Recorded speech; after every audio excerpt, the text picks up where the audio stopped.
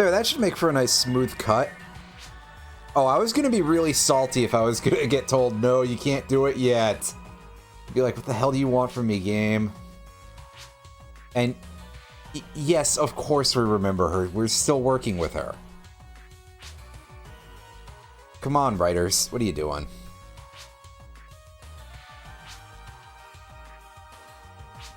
Okay, what's the deal?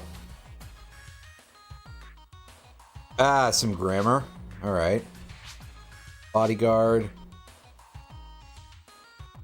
Taking the adaptation. Is that what it was called?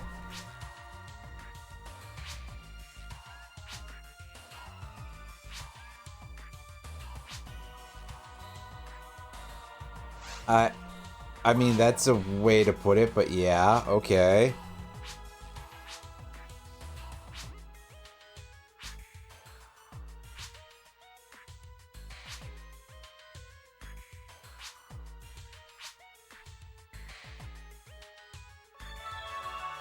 Adaptation exam. That's a change in phraseology there. But yeah, she's coming with us, which is extremely blatant. Like, she's dancing around it real hard, but it's a little bit obvious. Come on.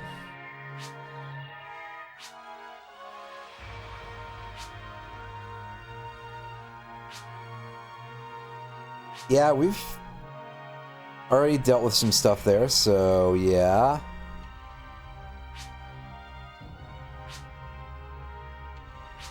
Yeah, of course, as always. Need people who are capable, which is us, because we're probably over-leveled, etc.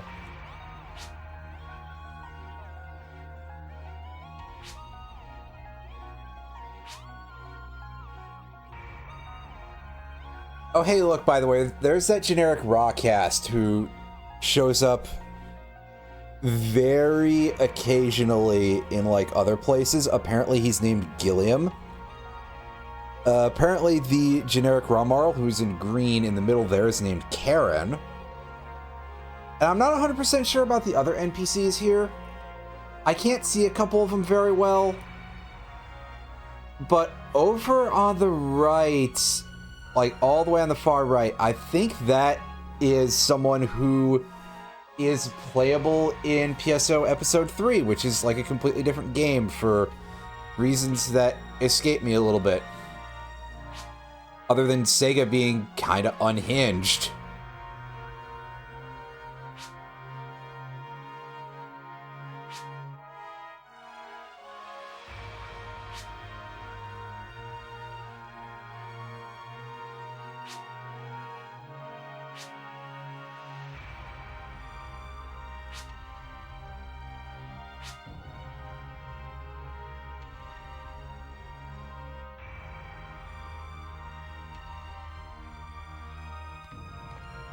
Clear traps in VR field, defeat dragon. Okay, that shouldn't be too hard. Probably. Although, really, we shouldn't,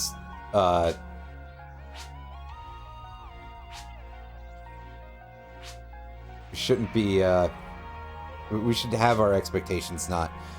Yes, I think we already know by the fact that you're in our party. Well, spoiled by game mechanics, and honestly, like, who could have guessed otherwise, right? Subtlety, not there. At all.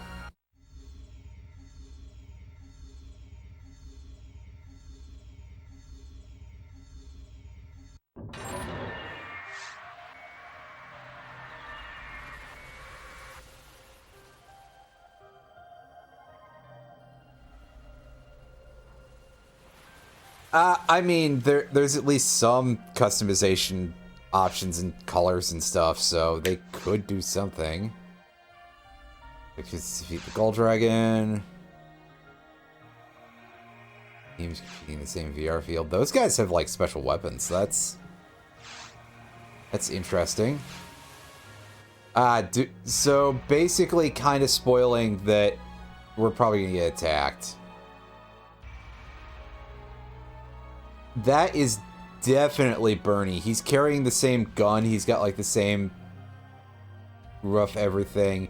Color scheme's a little hard to see because I think the lighting has blown it out horribly. And hey, there's yet another recurring NPC from episode 1. There's Ash again. I don't know if we're going to see any of these chuckleheads, but they're definitely using those same recurring models. And that was very odd.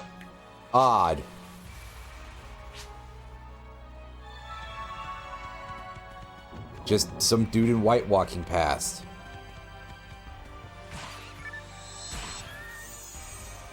Oh, behind us.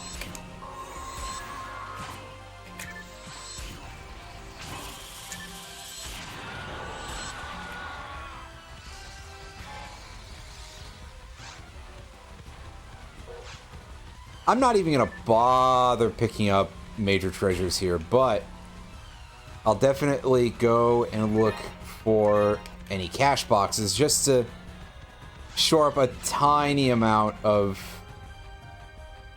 something there. And because I can't truly help myself too much in the greater scheme of anything.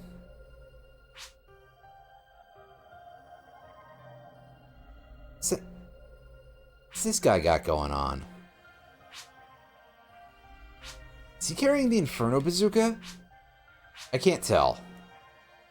It's, yeah, he's got an afro, and he is carrying the Inferno Bazooka, so...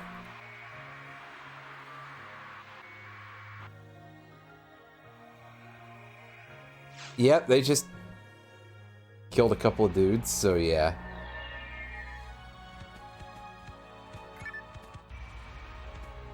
You know, again, kind of spoiling that we're probably going to have some 1v1 hunter fights here. Ah, crap.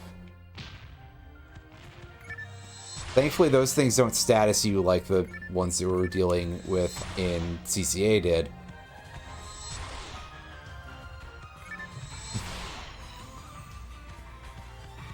Ah, yeah, just like Triforce Heroes. Right? I remember that game existing.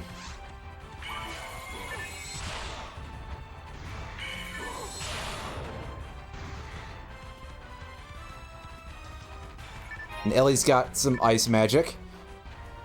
They really did kind of like take away a lot of that stuff from characters in later games. Obviously, we can't use any magic because we're just a robot, but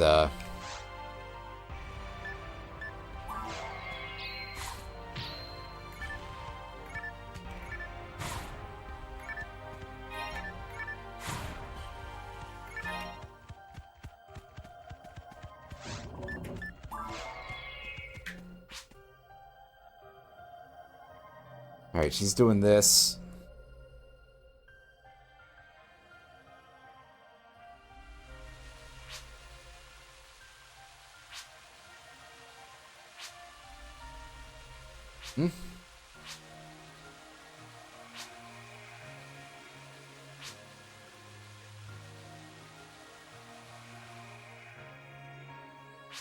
I see, there's some, like, actual story going on here. Yeah, so I guess that's Karen and Gilliam in the same party here. As Gilliam is spelt oddly. Didn't know that an android could have a heart attack. Well, don't think about it. Yeah, he's carrying a weapon called Final Impact. I don't know why I'm pointing these out, other than why not, for people who don't know anything about any of these. Which is a pretty useful piece of equipment.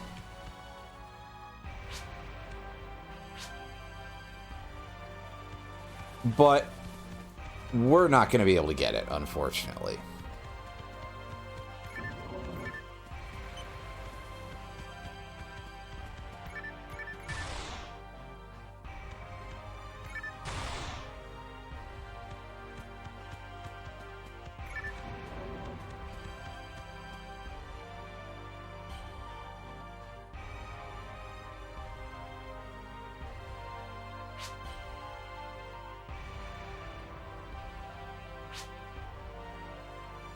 Is that the... No, that's different Ramar. They, like, all look basically the same.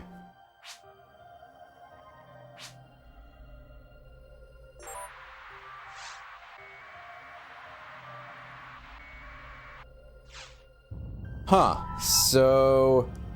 Nobody seems to know what's up with the teleporting white robe guy.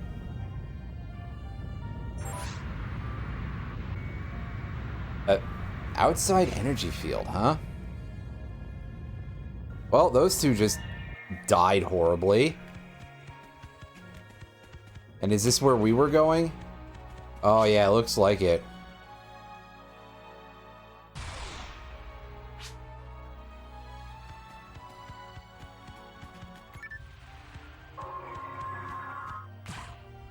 Save it for now. We got things appearing on top of us.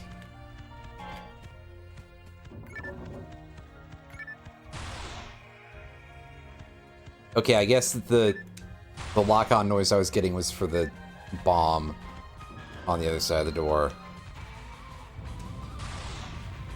Oh, yikes.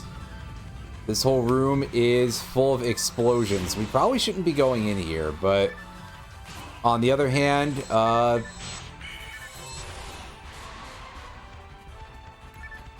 this appears to be our way forward.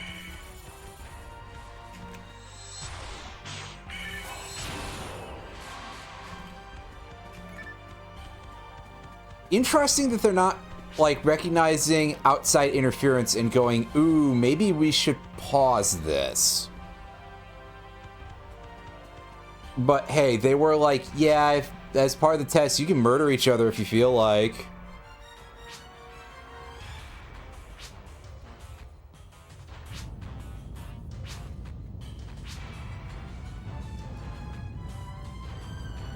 That guy who just died horribly, not the robot girl, but the other guy, kind of looked like, what's his name, Rakton, I think?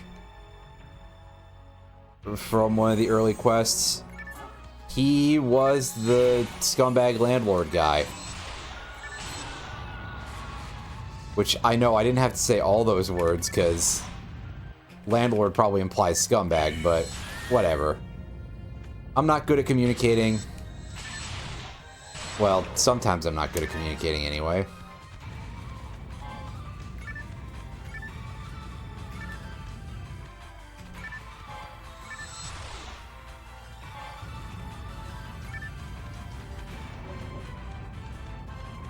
Alright, so I'm assuming that the rings and things are just like instant death if you touch them.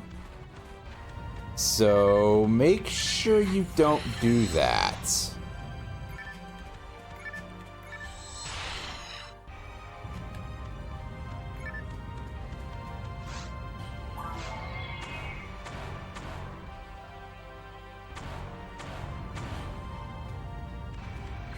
So is that just a healing ring, or is there...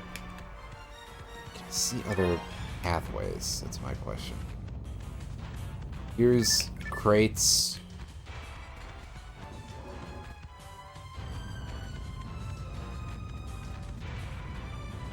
Anything going on over here? Yeah, there's some mashers that are, like... It's connected to... Okay, yeah, so there's extensions from the... I was about to be like, are they just suspended in the sky? I know that it's a VR zone, but like... That doesn't seem like a very ideal design choice, visually, or in any other way.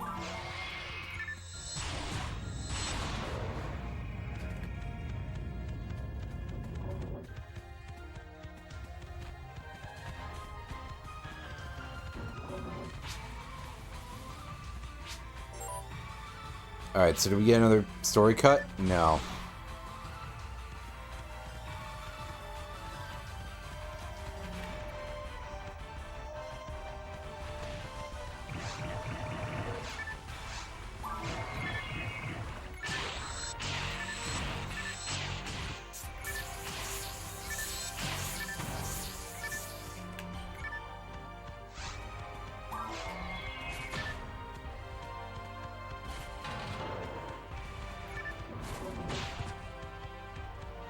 Oh, she just took a massive amount of damage from that fireball. Yikes. Yikes. Alright, there's Bernie and Ash who found the white robe guy.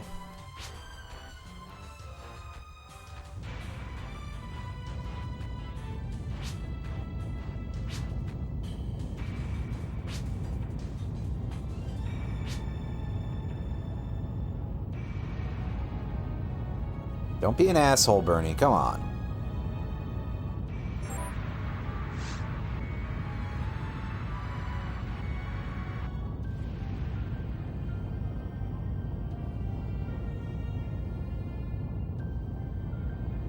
Uh-oh. That's not great.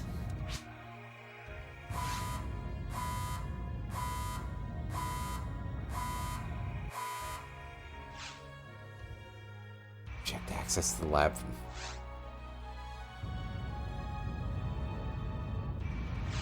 Oh, I don't like that.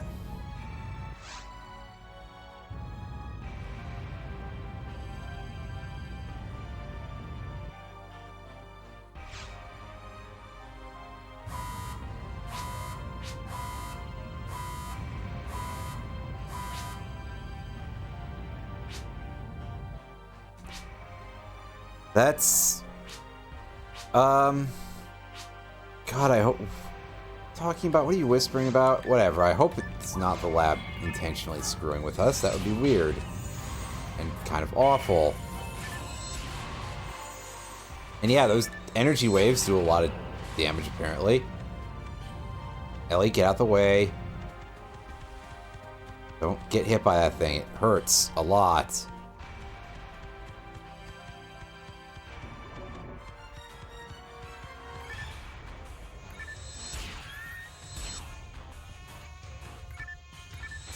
Ah, yeah, here we go. We got some of the gross bugs in here. This is great, let me tell you. This is not a frustrating board to deal with or anything.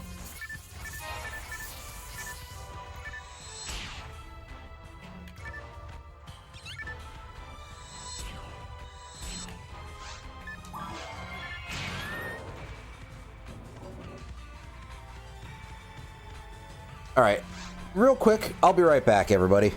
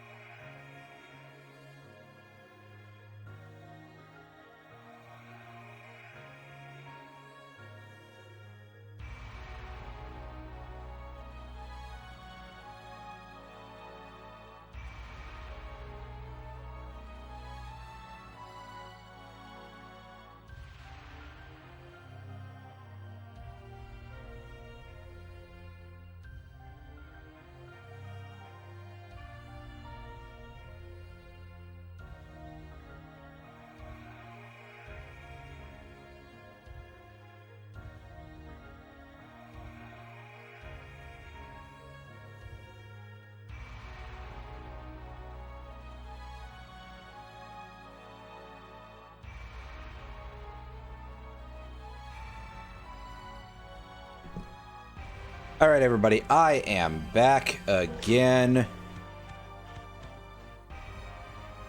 Where is she?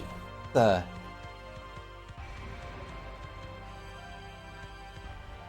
back there. Is she stuck on something?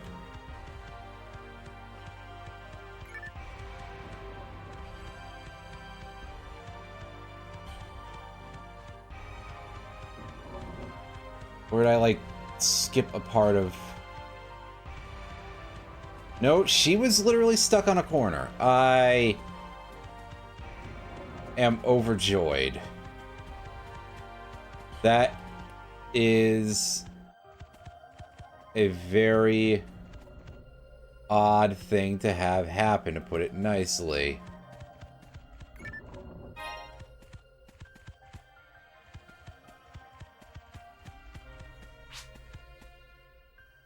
Alright, well...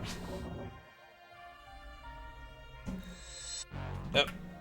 Sorry, it's because I got my controller slightly stuck under the desk. So I wanted to pull it back out around a different direction that whatever. These are very dumb reasons, really. Hey.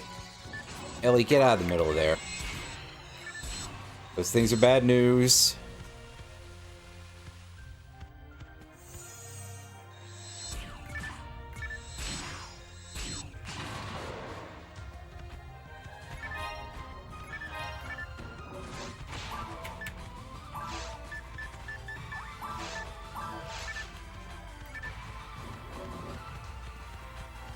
Well, we lived. All right.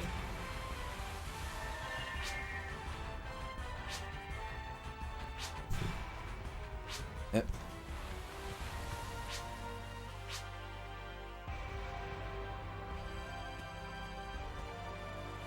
What are you talking about, Ellie? Is it that guy? That's where this is going. That's going to be very, well, odd. Alright, what do you got to say? Need 3 IDs to proceed to the next stage. Total of 3 teams.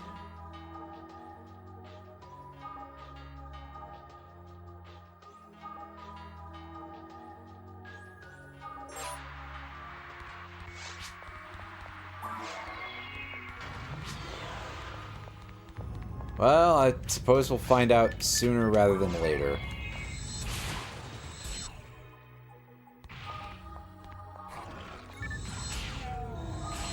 Be careful not to take any damage. That's a delightful warning.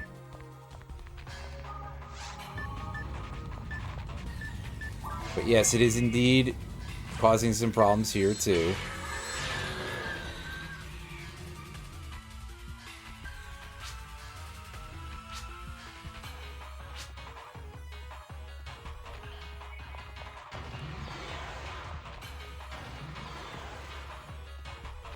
Starts going a lot faster than we usually do. Alright, who am I exclamation pointing at?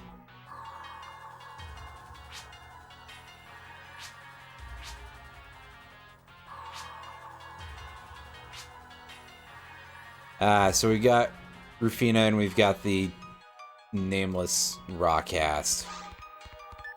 Or just recycled models, I don't know.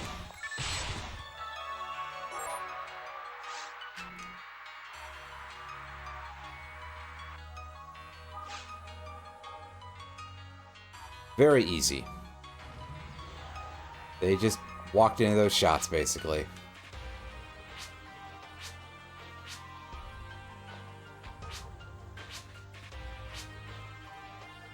Huh? The AI?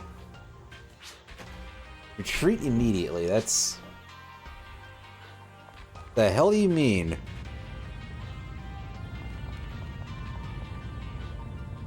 Since it's dangerous for us, that's odd.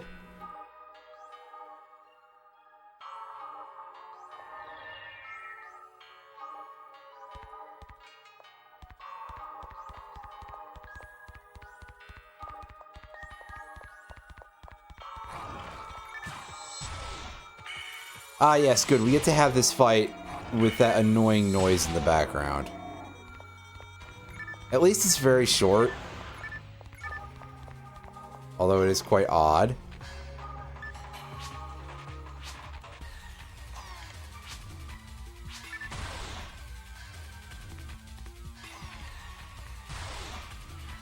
Can't cancel the input. So...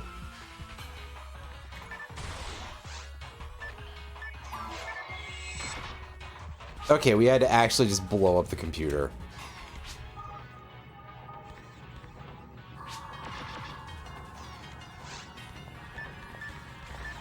Oh, don't worry about it.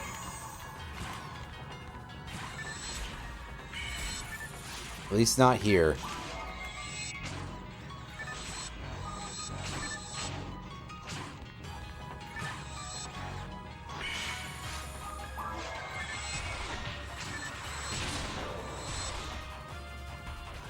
She's doing a quite good job of shooting through those chunks of block.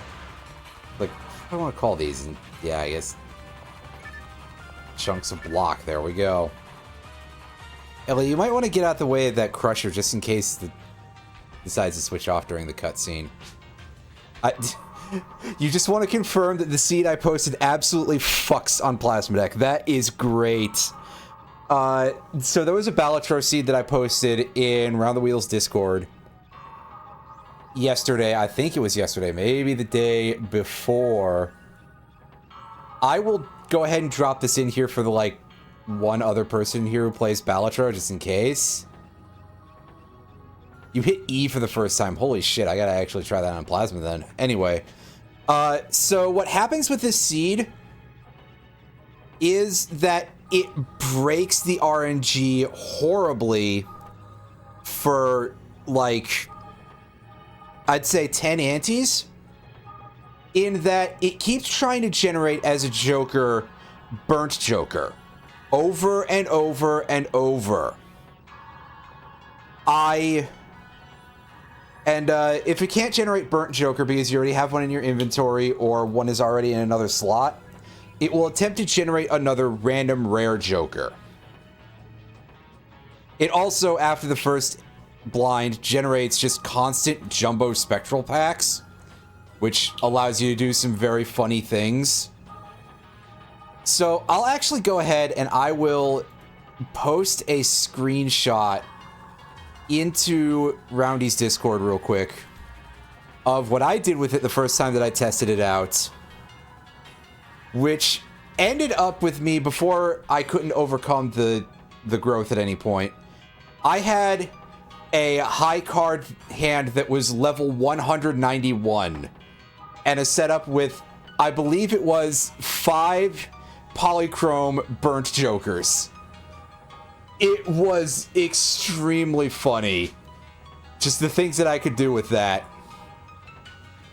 I may have to go for an even goofier method, though, and just be like, okay, can I stock driver's licenses and stuff like that? I kind of wonder how feasible it would be to get, like, just a huge stack of family instead. And turn that into funny business. But I will at least have to try out some pretty funny...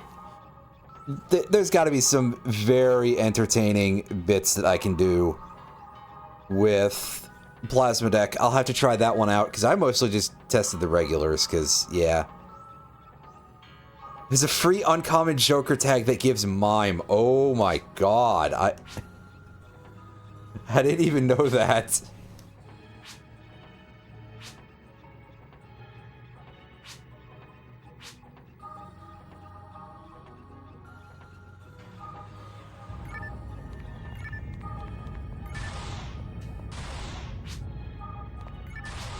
Ah, somebody switched the lights off. Oh no. Even worse, I can barely hit that floating explosive thingy. Ah, this is a great fight to be fighting in total darkness. Anything that has traps laid out, anyway. What did I just get shocked by? That's... Are those lightning areas, like, not cosmetic? They're actual things that do damage? Oh god, yeah, and the explosions as well. Okay.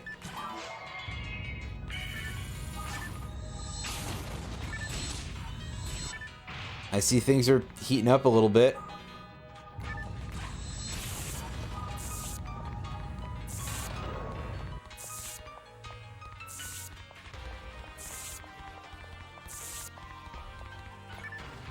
And by a little bit, I mean, holy crap.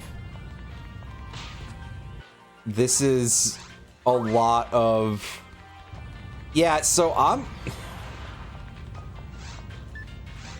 a little bit up against it, even on being leveled to take on a difficulty 2 levels above this. And that freezes you for some reason. This whole thing is kind of nutty. This might be a little too much crap for one quest, guys. Come on.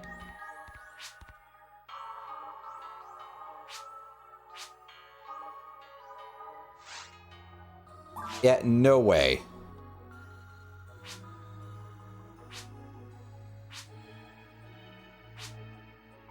And see, this guy's got a special weapon type.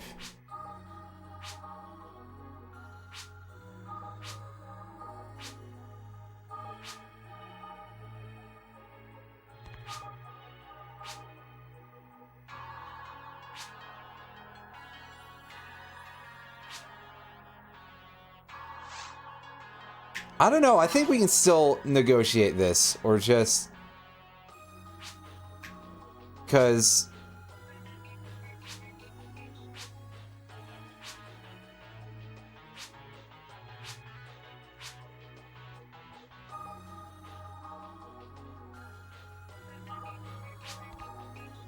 I mean, granted, I think we go after him.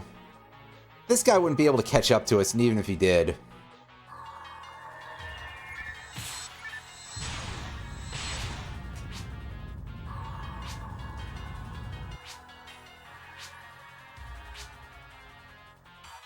Yeah, and he's out of there in a single hit, because, again, the damage, which I think kind of does a fair bit to describe... Oh, please.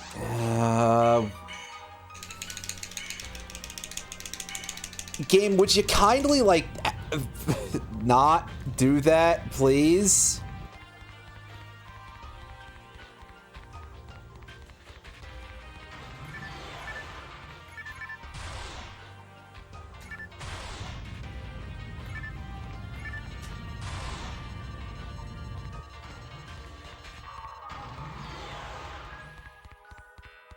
This is so much more than I thought I had to deal with in this quest. I was just like, okay, yeah, they drag you through, like, all the first 3 levels, and then you have to go into a control tower, which is really, really hard. And also a place that we otherwise only see in quests. Actually, I don't know why I'm saying otherwise in this situation, because this is also a quest.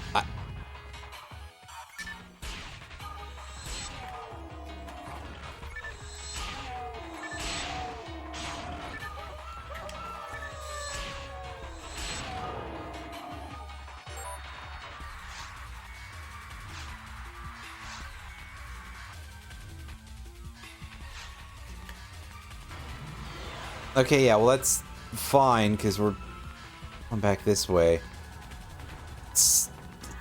Hold on a second, though. Does that mean that we don't have our own ID? That's...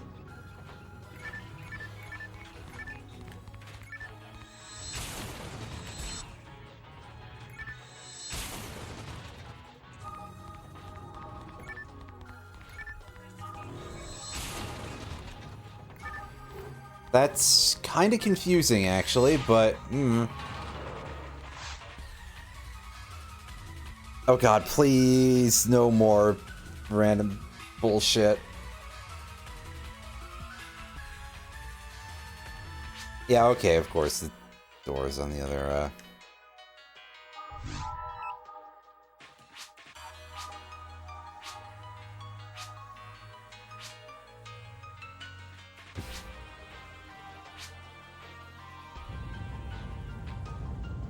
Uh-oh.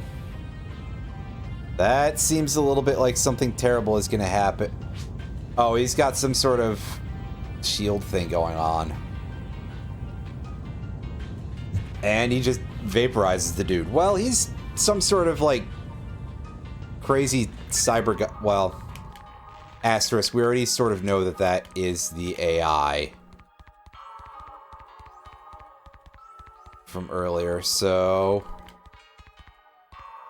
Granted, it would kind of make sense that if he's in the VR world, he would probably be fairly powerful, I suppose.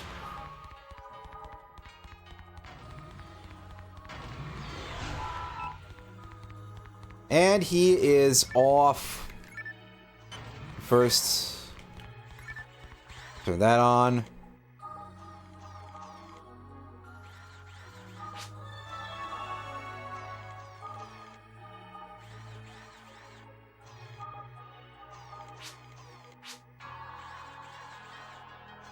And we pick her up.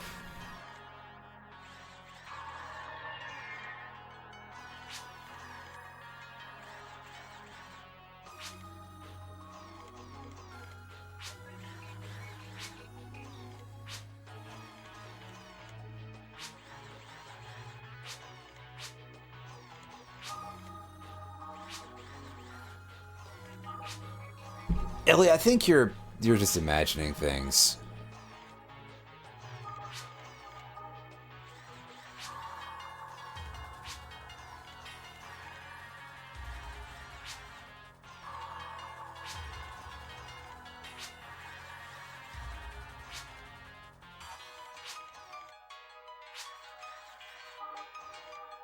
Huh? Okay, yeah, now the machines are talking to you. That's a totally sensible thing to happen and not even remotely weird.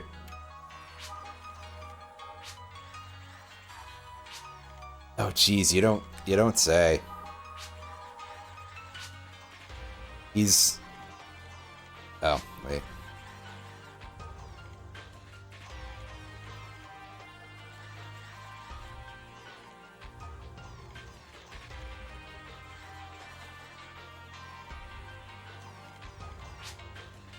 Oh, I was expecting it to move forward automatically. It usually doesn't, but I still somehow just expect it anyway.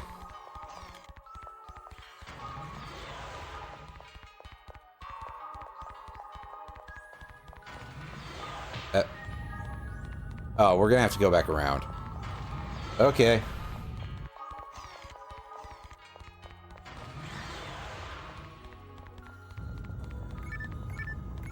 Yeah, here we go. More robots. Do you think she has any problems with, like, fighting these because she kind of, like, just loves all machines very strongly?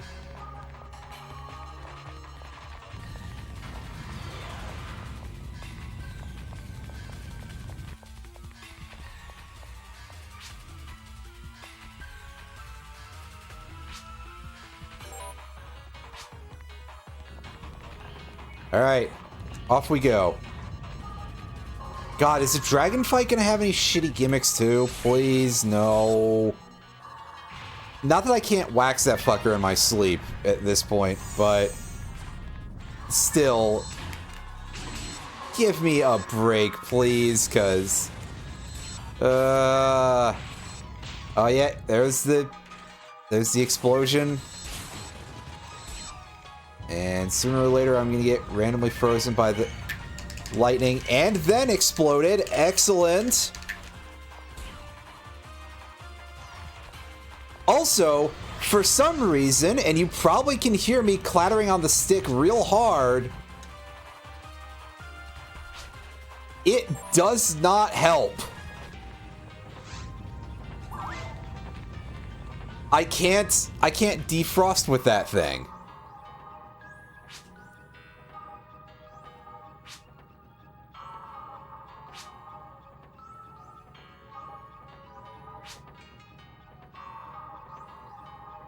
Which is more than a little bit assy.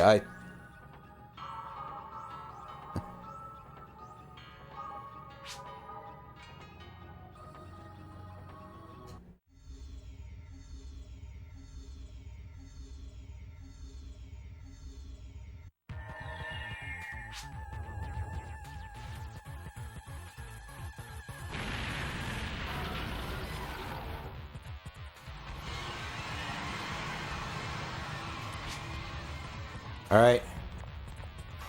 Oh, he's starting off with Ice Breath. But it didn't seem like he hit us at all, which is kind of bizarre. Hey, Ellie, I'm surprised you survived like a single hit considering the damage that I take from everything. And the fact that you took so much damage from the trap launcher things. Anyway.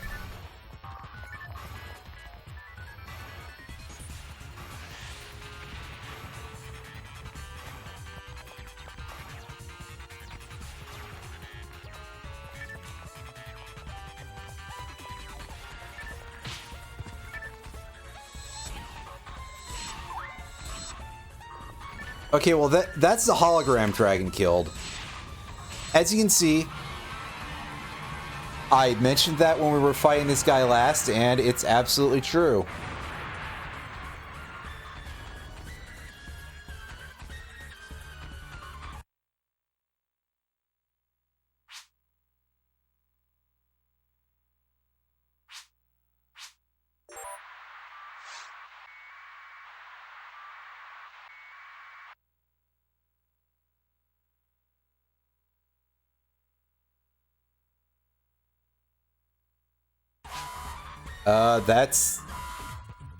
That's not great.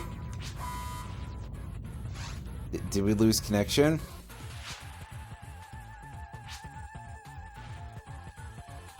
It's probably something, all right.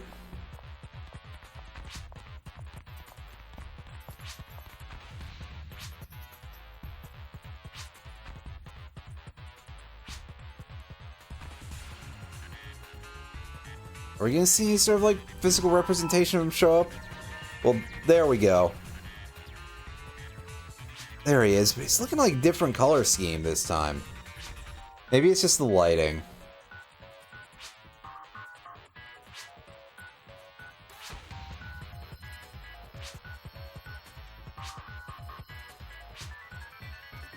Then who's the other...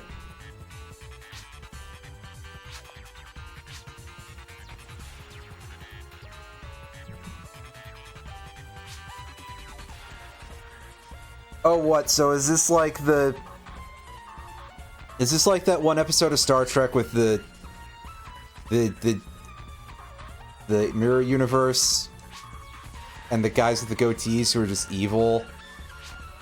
And that's their tell, is the goatee. Except this time they shaved.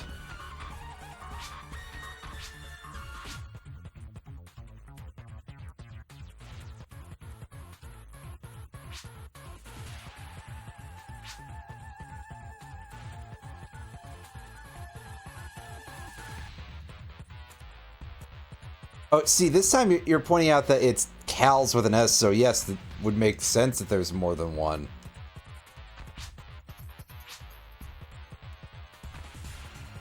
I'd assume the S stands for security, if that's that one, but also, I don't know, this level of destruction doesn't seem very secure, but, eh.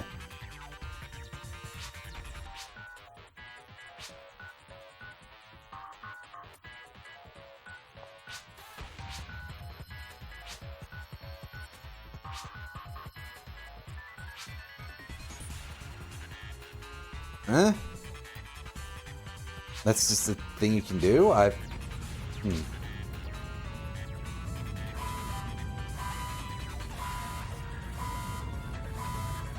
wonder if some of that dialogue was mistranslated, because The unpredictable... I don't know that that seems right.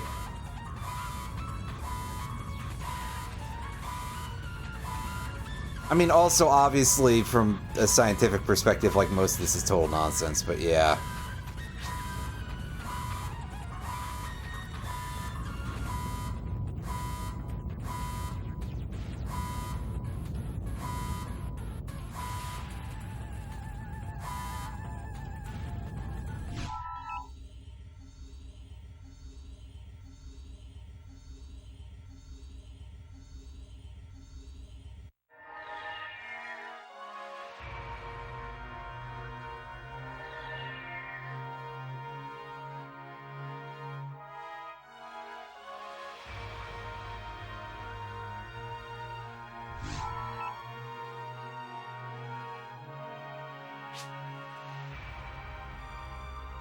Well, we lived anyway. We just didn't end up back at the lab somehow. Unless we're just hallucinating and this is still somewhere in the cyberspace or something.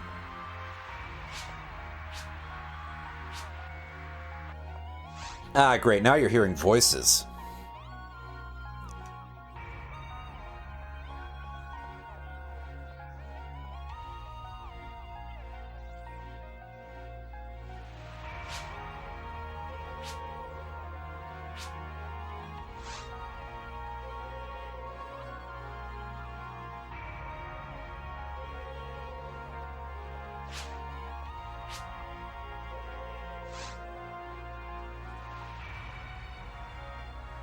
Yeah, I guess the evil side is, like, not active at this point. The central control area. Alright, so that's... Yeah, he's breaking down, which means the other one is probably taking control. Or something. I gotcha. I sort of understand vaguely something about how this plot might work. I'm probably completely wrong, but that's okay. Wouldn't be the first time.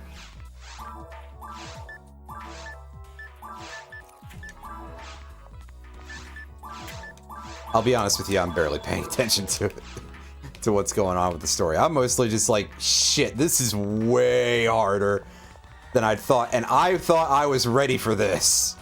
Like, I thought I was really good and ready for this, but no way. Ooh, boy.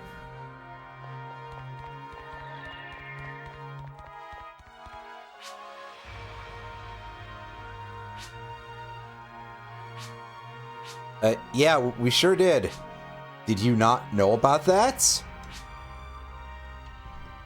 Okay, I guess not.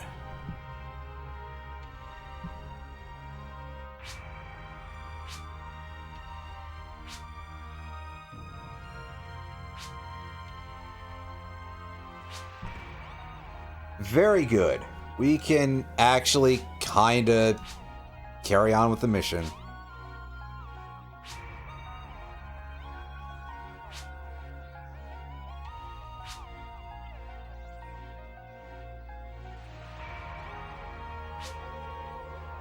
Yeah, so I genuinely am still like, what the hell is going on here?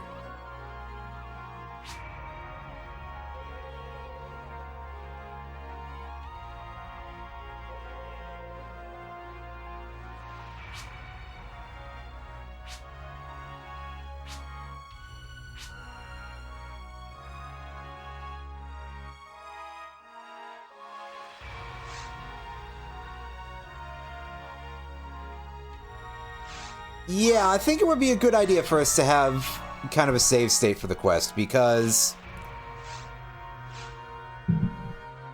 we've been streaming this for like almost, well, 50 minutes in the game and about an hour of stream so far, so yeah, having some sort of save file for this would probably be a good thing. Excuse me.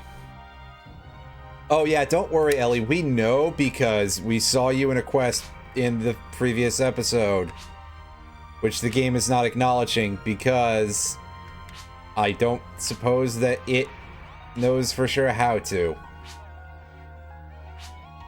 Because there's not much they can do, excuse me, to stop the player from going into episode 2 first, if they're completely nuts.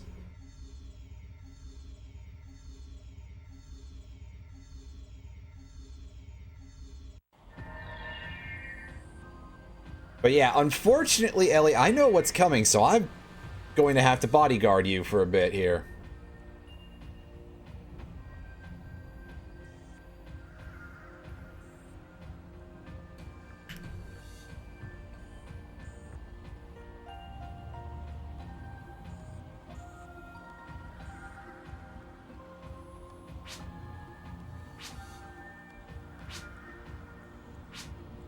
Yeah, it kind of is, actually. Well, he's not completely dead, so at least there's that.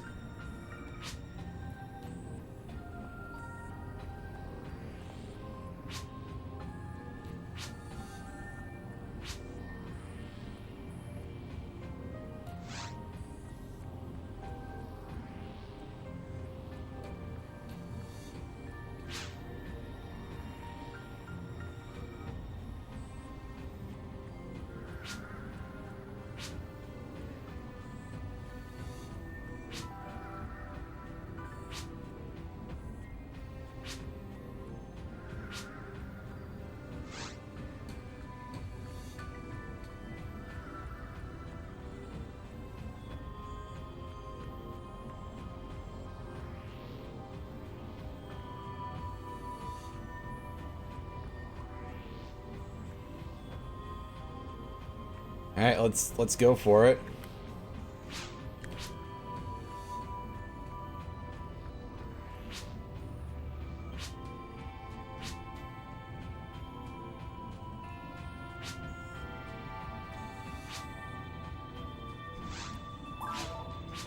Yep. All right, on with it. Come on. How long are we going to be spending goofing around here? Sorry.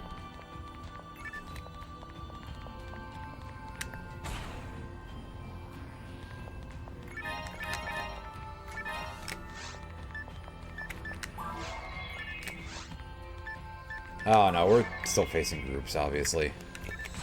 Stick with this, even if it means we gotta two-shot them.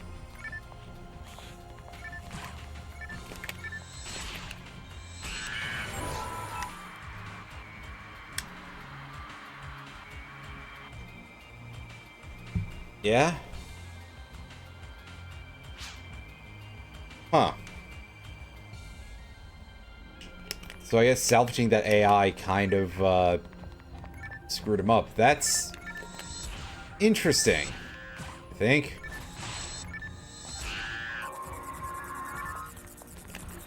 Oh yeah, I hear the bugs.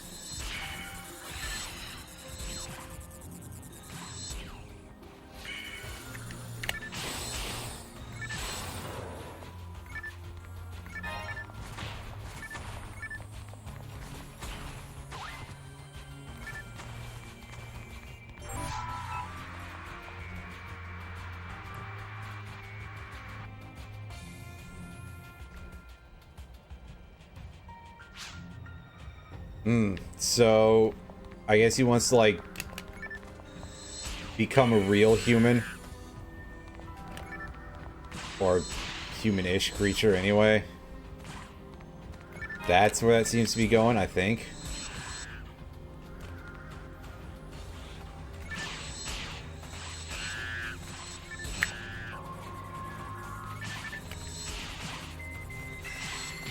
Ah, don't do that. Why'd I do that?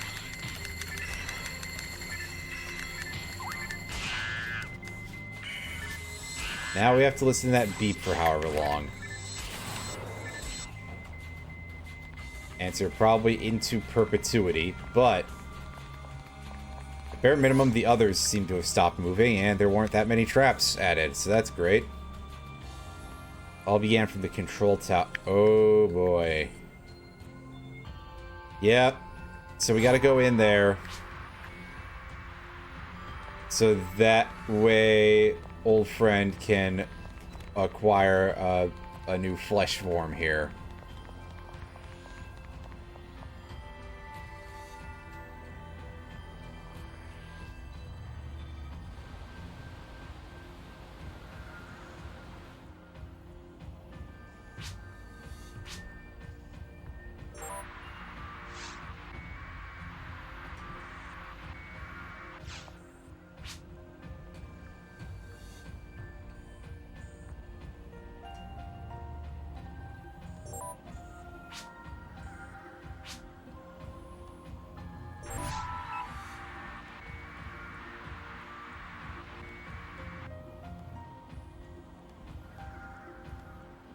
Alright.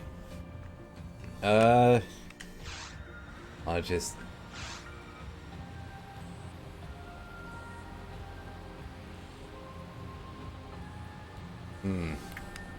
Yeah, so I guess that's probably the machine is what he's referring to as mother there. But also, if your father died there, I mean... Granted, to be fair, there's a lot, and I mean...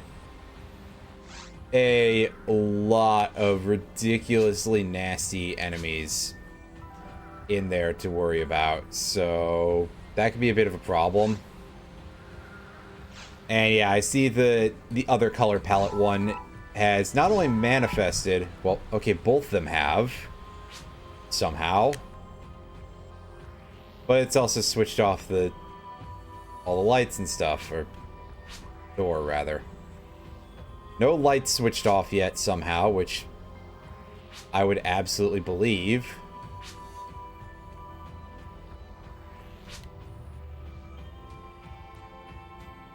I don't know, I feel like that is still a type of evolution.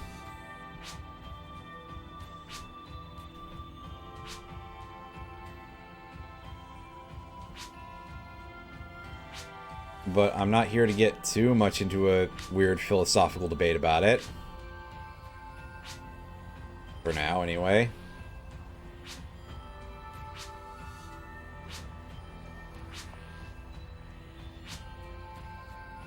Oh yeah, her last name is literally just Person. That's fantastic.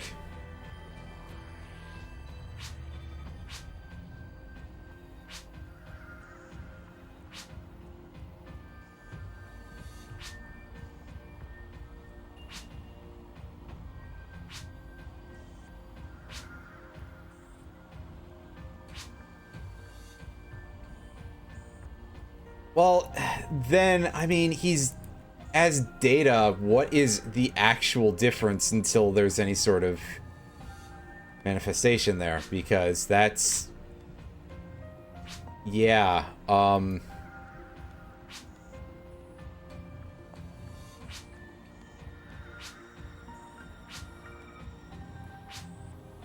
it's a little bit on the nonsensical side, but I digress.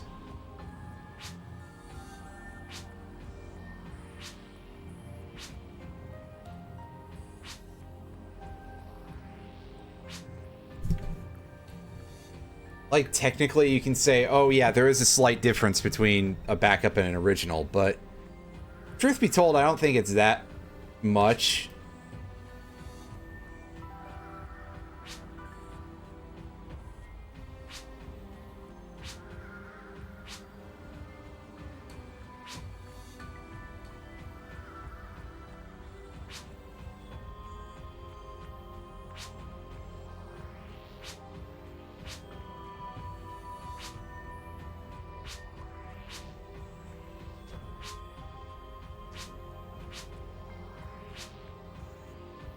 Regardless, I think that this game is unfortunately not going to quite do justice to a lot of the subjects that it wants to broach from a certain perspective of weight. Mostly just because a lot of the writing tends to stay a little bit spare and the overall presentation is a little bit raggedy for stuff like this. Like, sometimes it absolutely does go off. I'm not gonna complain about that, but then there's kind of moments like this where they're just sort of leaving that whole section just sitting there.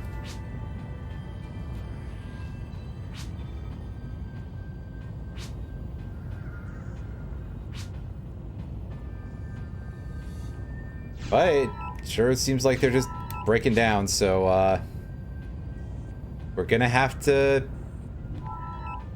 I guess, go investigate the control tower anyway and see if that's of some use to us.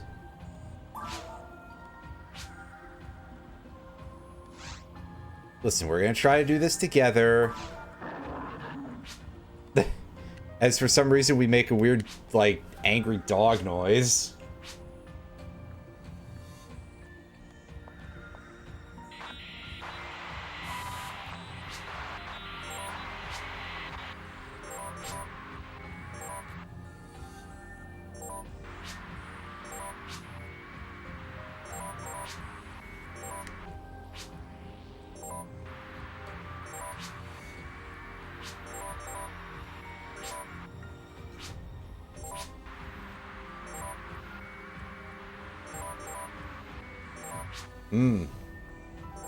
Emergency terminal for the ground level facility. Why don't we have time? Was that ever properly, described? Well, I guess we're just gonna go jump. That seems like a bit of a dangerous move. It's on a curve and a big drop, so...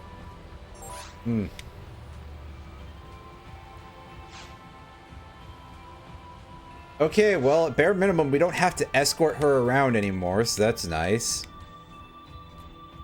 Because she has all of, like, 2 HP. So it's nice to get a brief reprieve.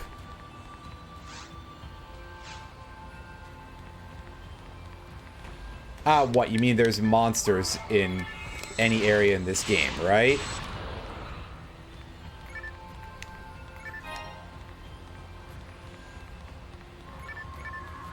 Now, hopefully we don't have too many, like, mini-bosses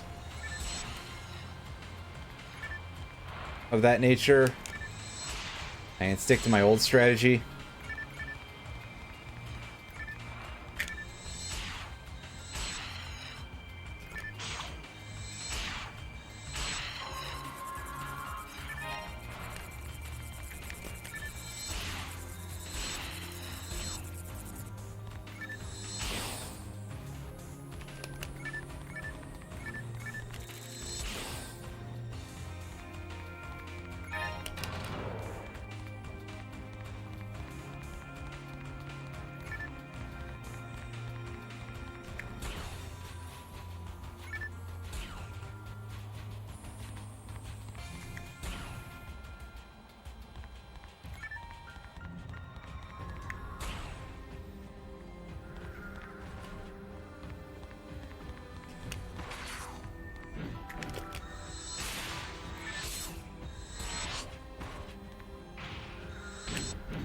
Ah, good, it didn't move.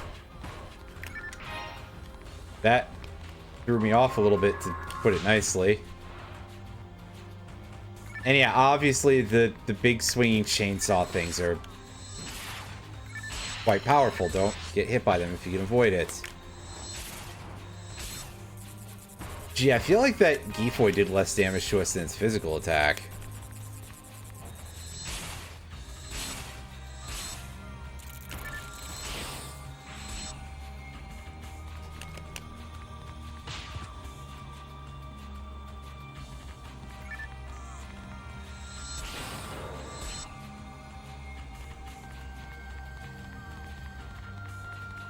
Alright, so now we can access this thing.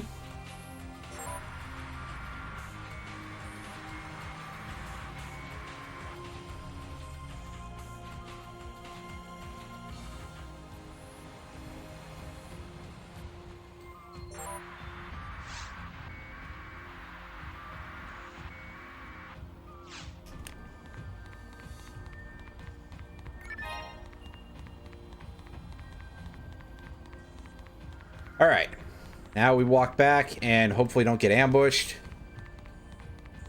Although now that I've said something, I admit I have bad feelings suddenly.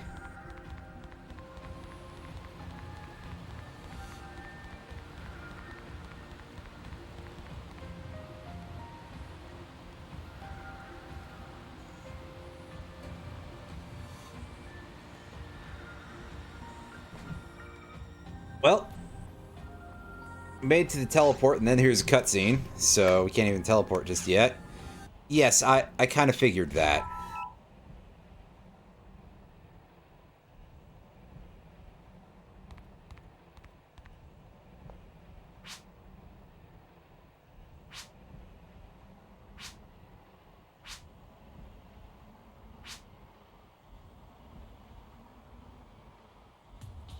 Yeah, I have a bad feeling, Ellie, that you're really not going to be able to do very much in this upcoming location.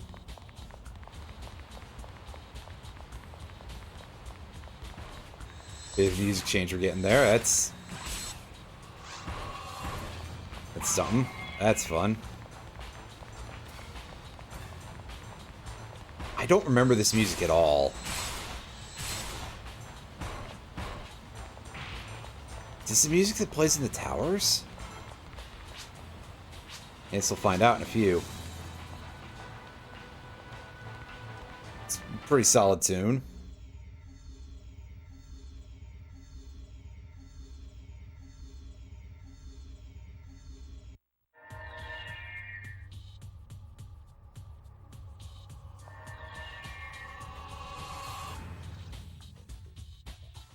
Oh yeah, I hear it a little bit.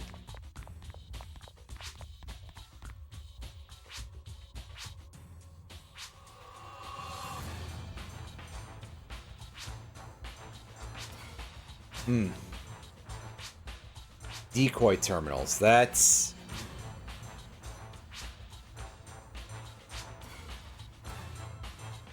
And there's no puzzle for this, is there?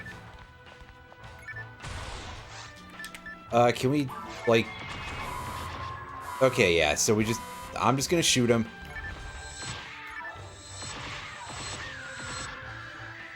And we're going to see some mini-bosses here. By some, I mean... Oh... Can you, like, actually do that then, please? Oh, no, never mind. You're too busy getting killed by the shitty garbage enemies. So we haven't seen recons yet, by the way. Those are created by Rico boxes, which are found in the last dungeon of the seabed. Yeah, there we go. I finally got the name in there correctly.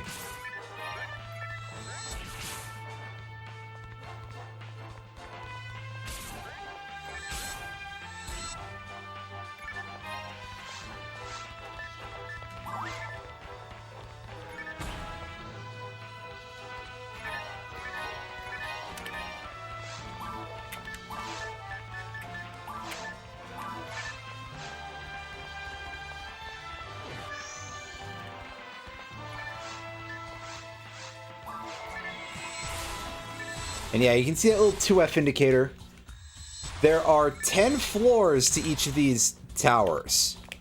That's right, 10 floors per tower.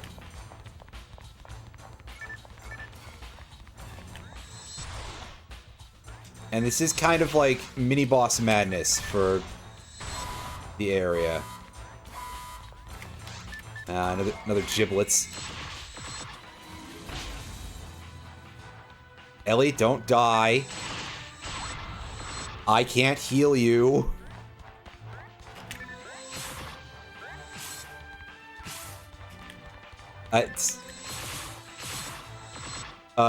Got him. Thanks, Brian. I have no idea what the fuck that means. Ah, these gross things. Holy crap, they don't take damage. Oh my god. Oh. I forgot how disgusting those things were. Especially defensively. I'm pretty sure they have an instant death attack of some kind. Not counting the one where they put your HP to 1, which is pretty damn close, especially because we have not enough defense to take 0 damage from everything here. As you would expect, the difficulty is actually kind of ramped up pretty severely. Ah, yes, and that spawned a Gibless on top of this.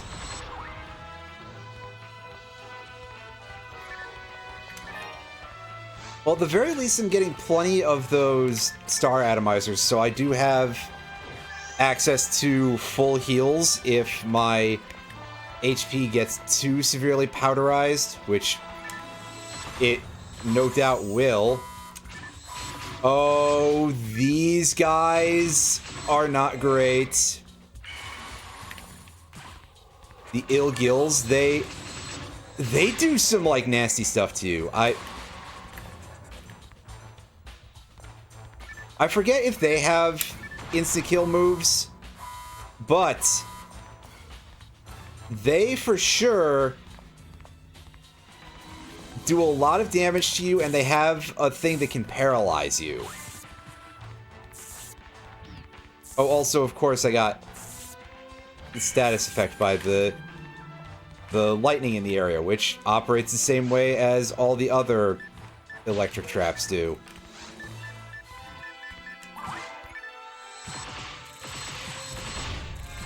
Basically, we gotta force it to...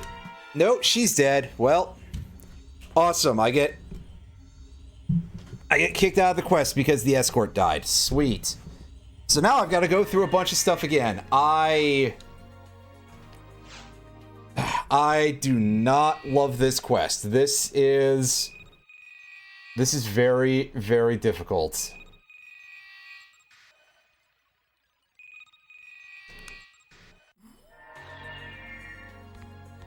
Like, after the sheer amount of BS that we had to deal with before, now we get to go in here and go deal with, like, the hardest area in the entire game. I mean, I guess we could try actually solving the terminals.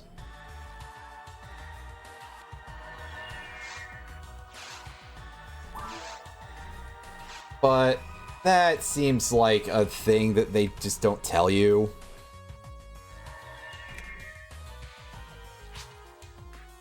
And do I want to game FAQs it? And the answer is, I'm gonna do it anyway.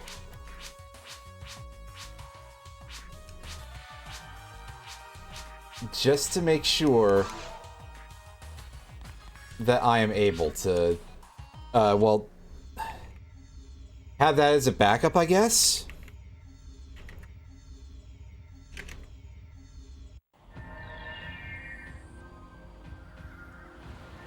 My brain no work good.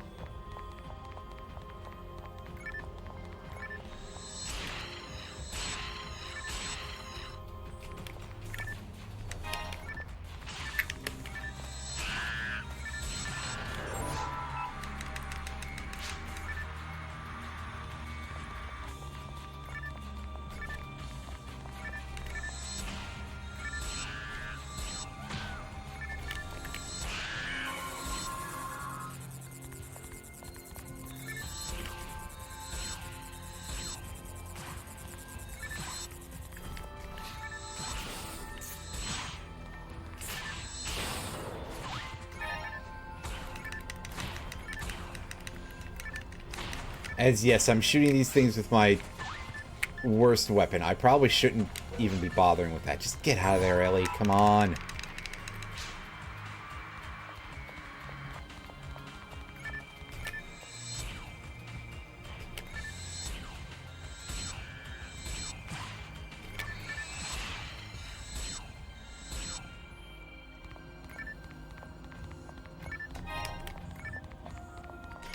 Anyway, I did look. It appears that these are not randomized, which is a real shock because I would absolutely have expected them to be. So, we're going to attempt to go through this without getting into a lot of the super shitty fights that we have to deal with in the garbage tower. Because, yeah, it's probably doable if we're solo, but considering we have to escort someone who has even less defense than us, just absolutely made of chewing gum and prayers.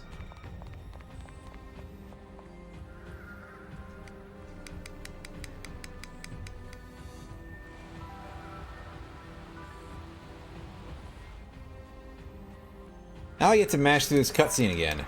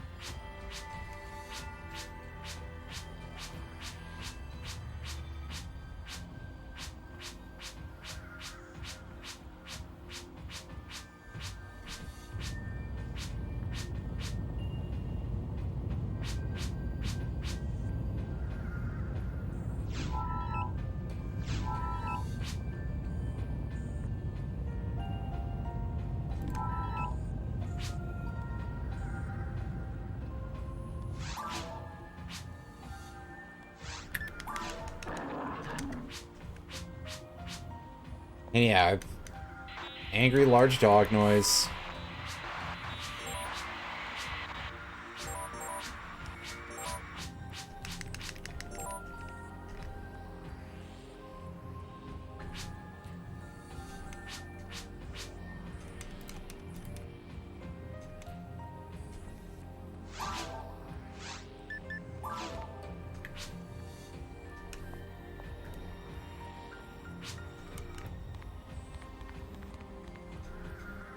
Go jump down and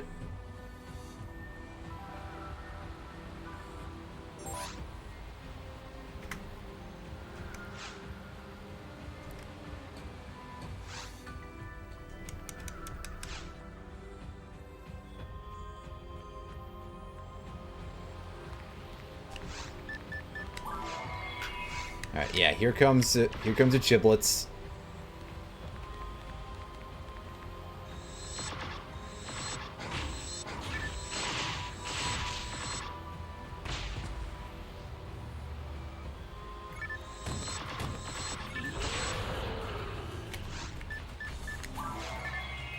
I think we don't have to deal with any mid-bosses for a minute here.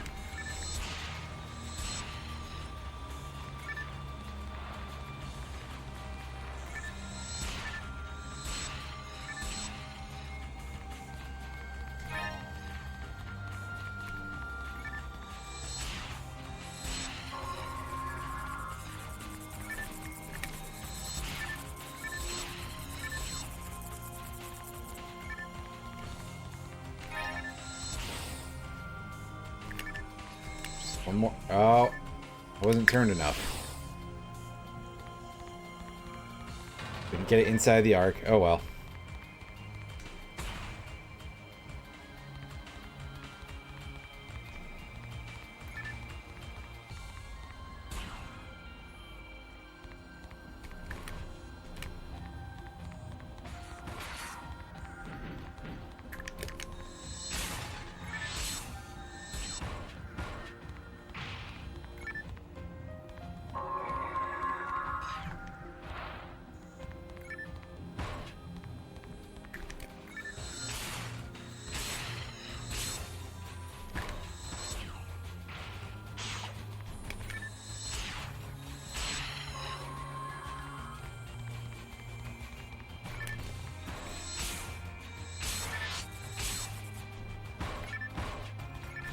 Oh, it's sleepy.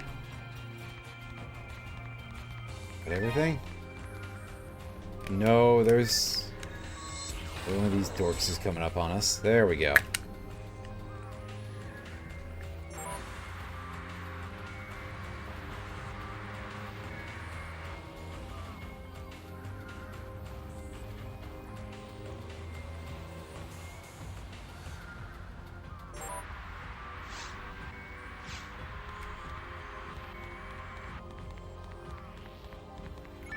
Dodge the saws. What am I stuck on? Oh. Well, I'm out of range of the saws at least, so that's good.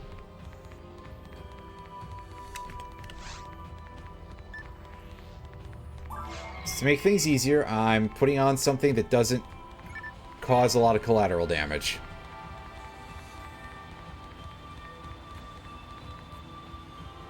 Because that could be a bit of a problem.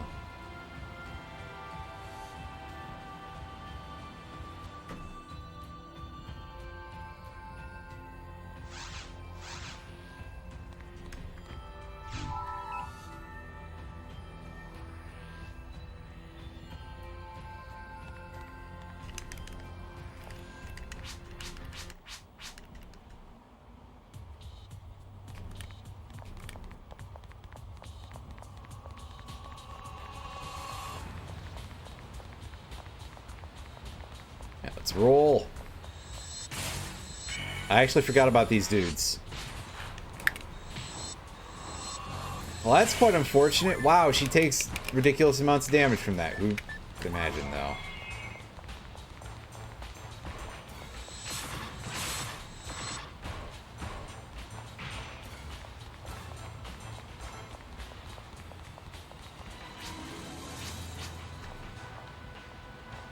What's that control panel doing there? That's odd. Alright. So now I'm pulling up the guide, because I don't want to fight all of these garbage assholes, because they're garbage and they're assholes.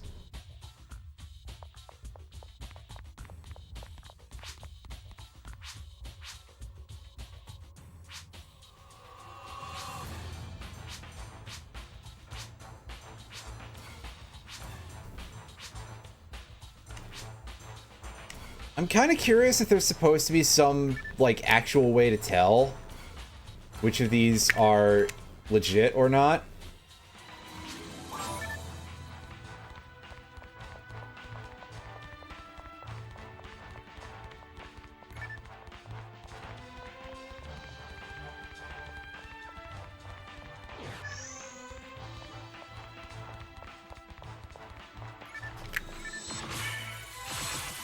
Careful. Ellie, don't damage those computers in any way if you can. No shit! Seriously? When I was aiming at the other thing. Alright, okay. Your mother with that. Okay, game. Alright. Thanks a lot.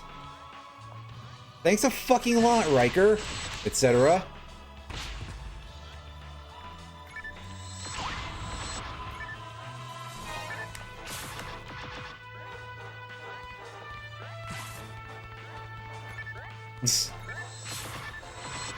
No. Seriously? Well, can I just leave to the next floor? Yes, and she comes with. Okay, good. 1, 2... Apparently we're supposed to go for the third terminal here. Which will be this one? I believe?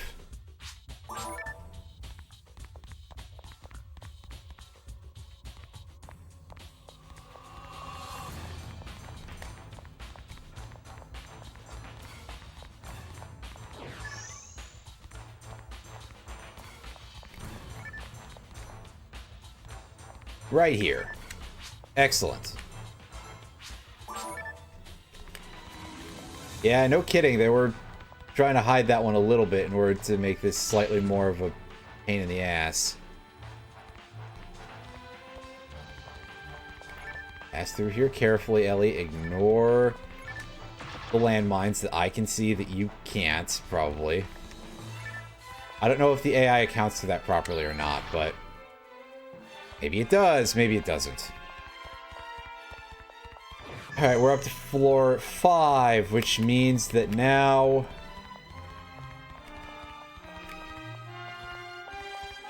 Okay, so that's number 1. Don't deal with that, because that's not it. The one that we're looking for is number 4. 2.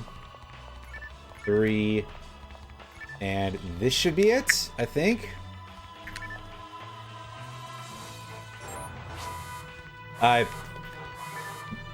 No, it's not. Okay. Good. Alright, Ellie, be careful that you don't shoot the next computer up, because that is not the right one.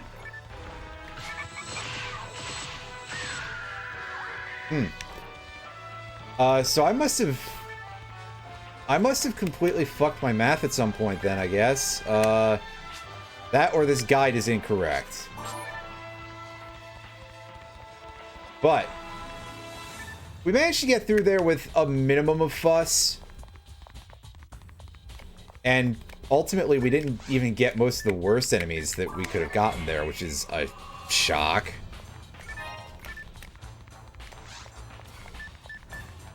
But before I move on to the final confrontation, I'm taking an excuse to get some regen on. I'll be right back.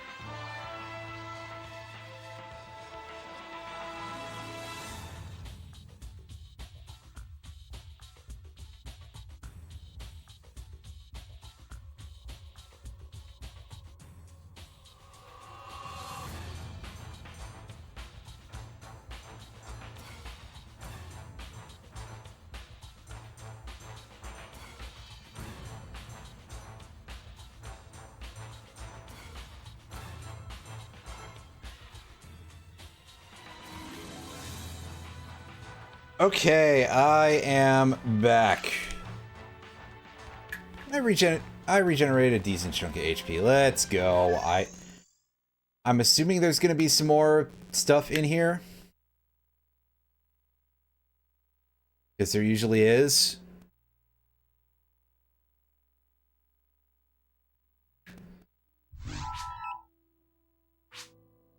Oh, well, there's Cal already. Okay, so cutscene. Oh, more cutscene, I guess. Monster spawning.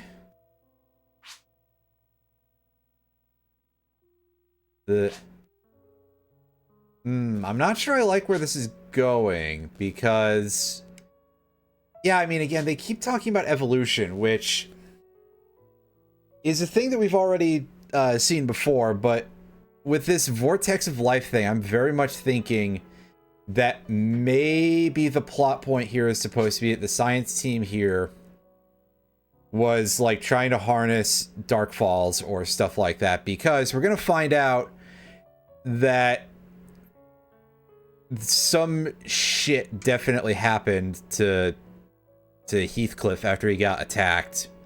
I mean, we already kind of know that, but we're gonna find out more about it in the seabed zone. So this definitely seems a little bit worrying, you know?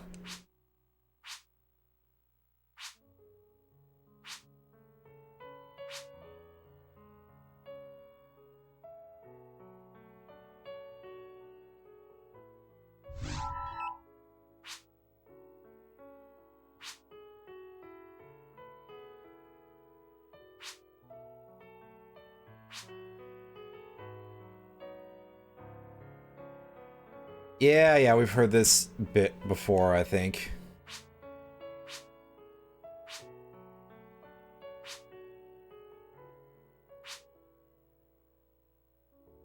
Oh, well, that's shockingly generous, actually.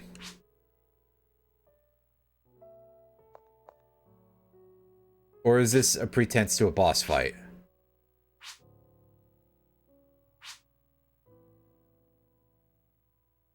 Oh, I'm sure it'll be fine.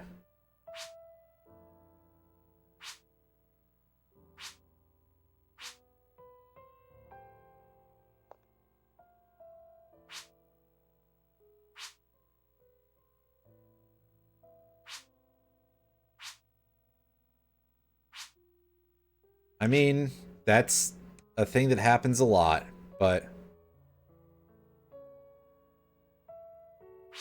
the AI developed some semblance of emotion, and well, going back to the pit. Ellie, don't jump in the pit after him.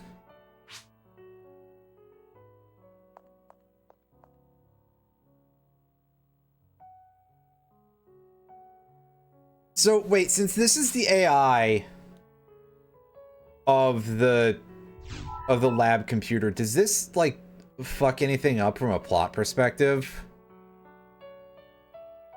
Granted, we've seen that there's at least some episodicness to a lot of the plot with these missions anyway, so... I mean, it's not gonna have ramifications anyway. But... yeah.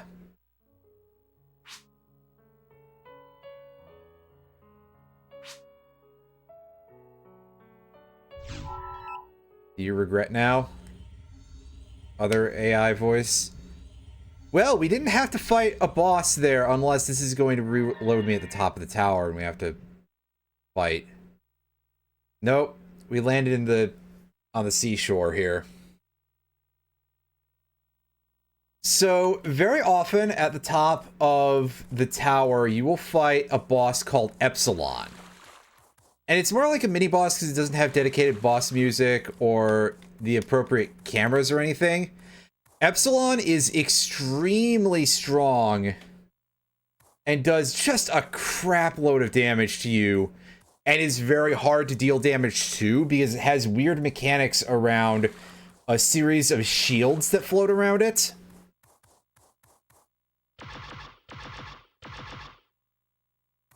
Okay, yeah, that's the wrong spot, sorry. That just had this look of like a weird indent, like you could possibly break the wall open. But no, I'm being a fool here.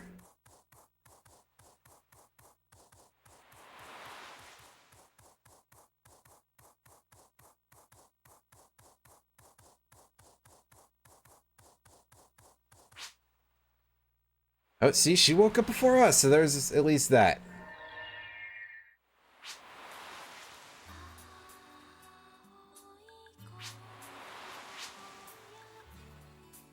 Yeah, no kidding. Oh, you didn't mean the part about dying all the time. I'm sorry.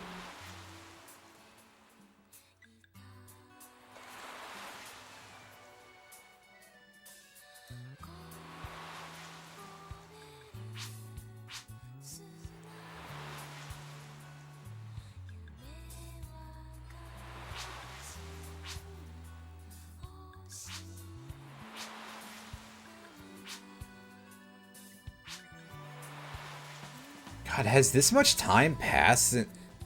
Yeah, it has. I've forgotten the lore a little bit, because to be fair, it's a little bit not always good at showing it to you. I think that games just in general really need like an ability for you to go back and look at stuff that you've learned about the game's story, like some sort of encyclopedia type of function somewhere in the menu. You know, for the people that are interested in stuff like that, which admittedly might not be a very large audience percentage-wise. A shocking amount of people who love RPGs just do not like reading.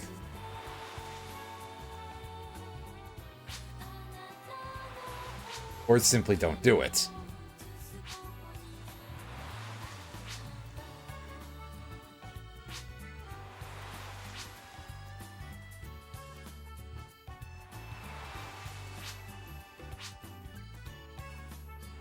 Oh, we did something at least.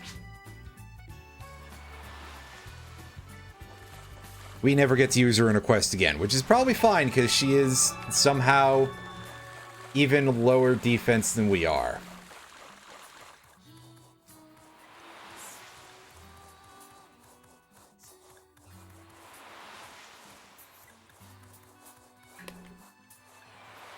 But yeah, she's wandering off, so...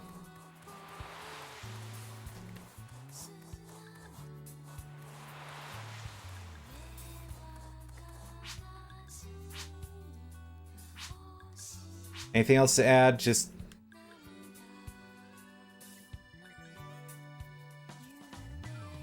She just wants to sit around and think about the disappeared robot AI, so...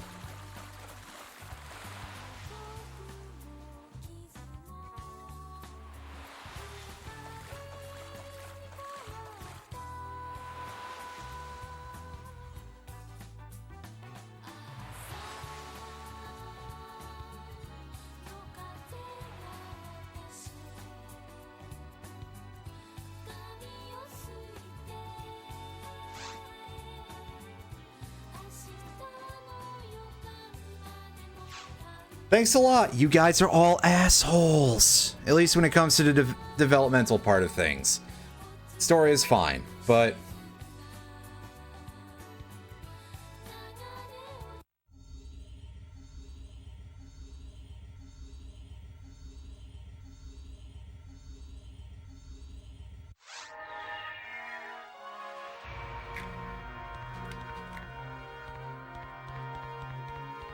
I believe now we've completed the quest. Do we just go talk to everyone?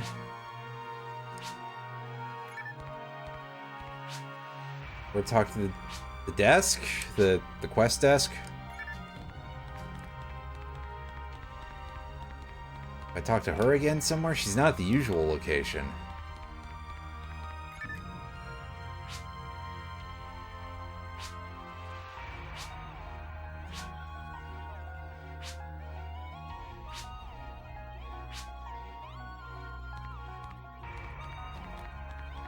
It's probably just go check in at the quest desk and be like, yeah, I finished the quest.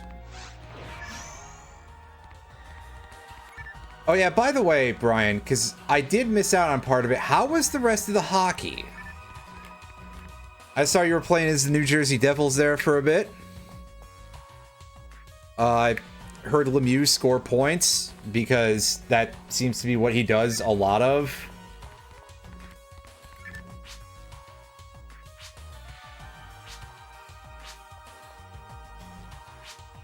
And all I've got to say here is, to be fair, no matter how that went, it can't possibly have been on the level of the TRB McGrew Bowl on Sunday. I mean, the Shaman Seaman. Jesus Christ. Holy shit. That's incredible.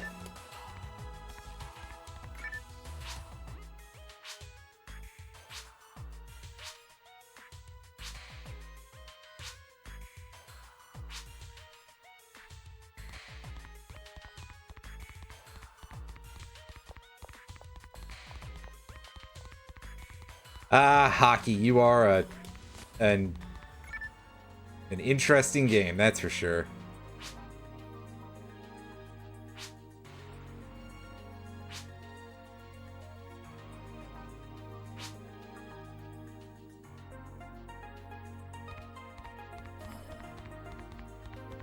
Alright, so I'm pretty sure it is literally just talk to this thing. The quest desk. Not the person at the quest desk, just the desk itself. And there we go. We get our small handful of cash that will buy us the healing items that we can rebuy, at least a couple of them.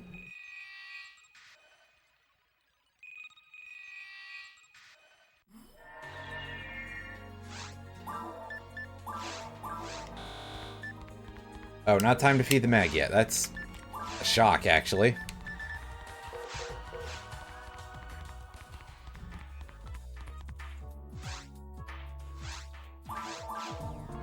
We can get ourselves however many of those we can possibly support. If they're selling trimates today, I guess. But we can at least get the other things. No monomates, because I don't think they sell those once you break level 41, I want to say. There is a point where they just literally kind of go, no, we're not going to sell these to you anymore. Move on to other healing items. To which my response is, no, I don't feel like it. But anyway, an hour and 40 minutes later, we've beaten the longest story quest in PSO's offline mode, but also the only story quest for episode 2. And now, let us move on to the seabed, our final stage.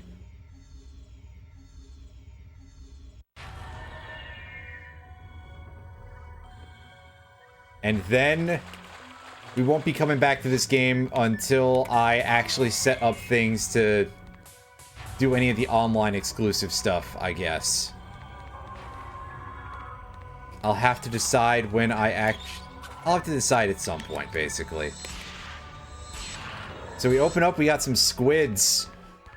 Yeah, these Dolmolm guys and their upgrades, which, a chunky name. They have quite the long range for their melee attacks. Ooh, that box is red. It's probably just a photon drop, but it might be something a little more interesting. If I'm lucky. That's just a PD. That's fine.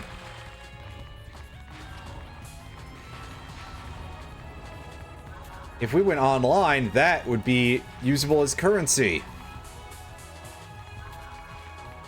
Actually, truth be told, I would assume that there's like no econ whatsoever in, no economy of any sort really for any of the console versions because they have cheat devices.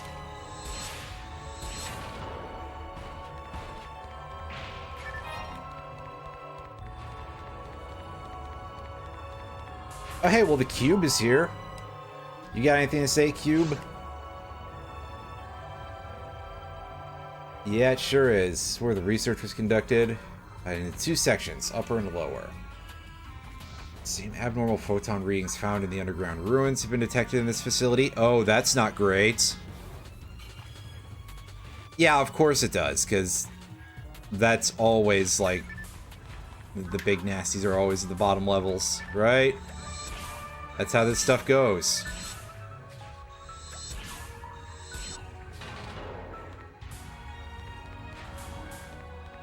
The GameCube discs are probably too small to qualify, but I digress. Alright, any analysis data of any sort? Not yet. No messages picked up either. There's some terminals we can check out to pick up the messages, I believe.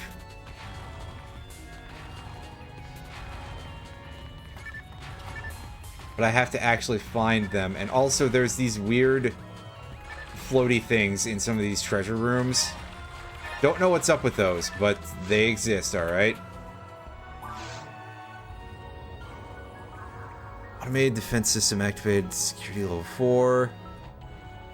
And yeah, so that's not useful information.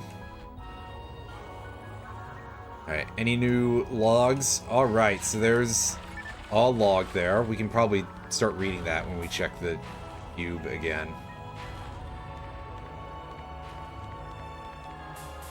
First, I'm going this way. I don't imagine that this is leading anywhere except for the treasure room. That isn't gonna have much.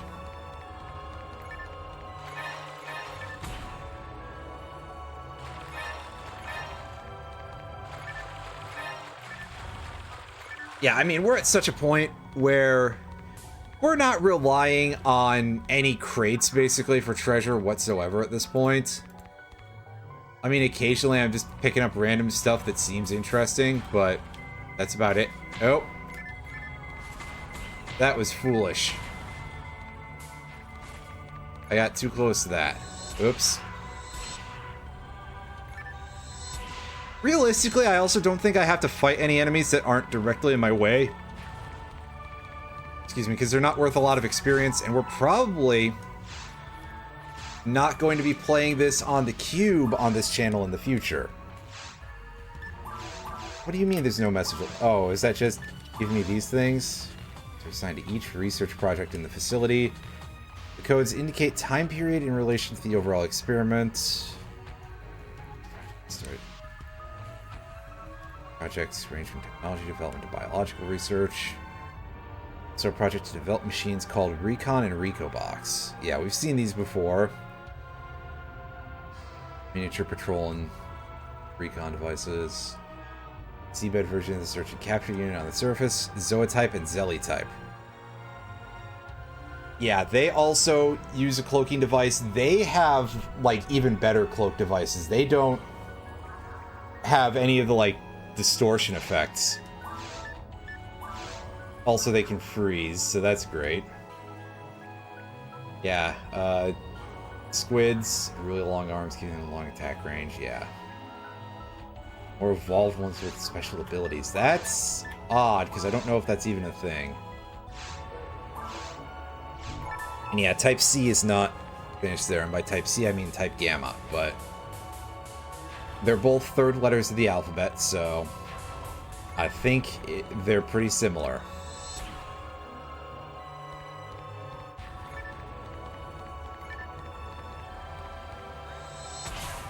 Yeah, so you've got this nice big room with a reflection going on here. In the... Yeah, you get some reflections on the floor, too. But I was thinking of the window back there, because I remember... like a setup at one point. Oh god, yeah, there it is. Okay. So, first of all, there's 2 Cenozoas here. But secondly... yeah, how you could only see the one in the window. That's kind of great, actually. That's some fun design. Again, really trying to make stuff like this kind of freaky. And I admire this era of Sega for basically trying to make a game this bright kind of horrible. And by horrible, I mean horrifying, not the other kind of horrible. Although being in this world would kind of suck. So that's the type of horrible, but I digress.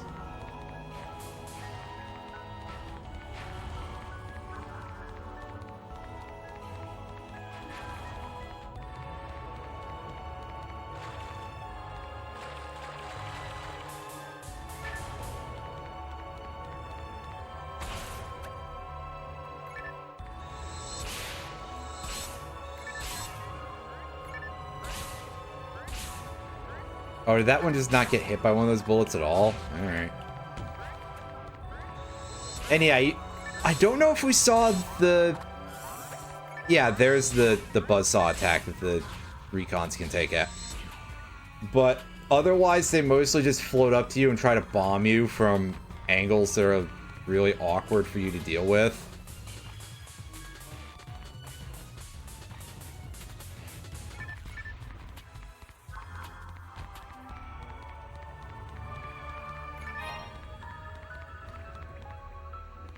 But we can't go that... Oh. I see the indicator. There you are. Okay, yeah, that's even more worthless than usual. Alright. Alright. Thank you, Homestar Runner voice.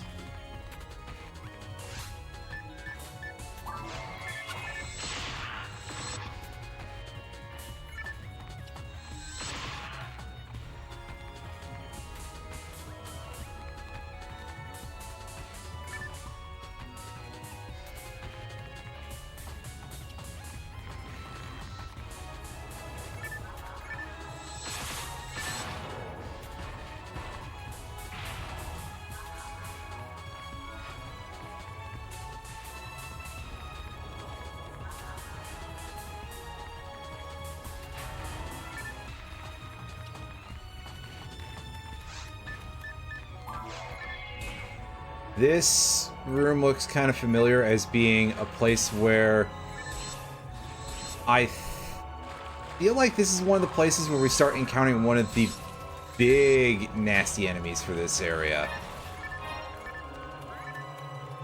I mean, the Recco boxes are kind of annoying just by virtue of the fact they have this consistent presence that just sort of bothers you constantly.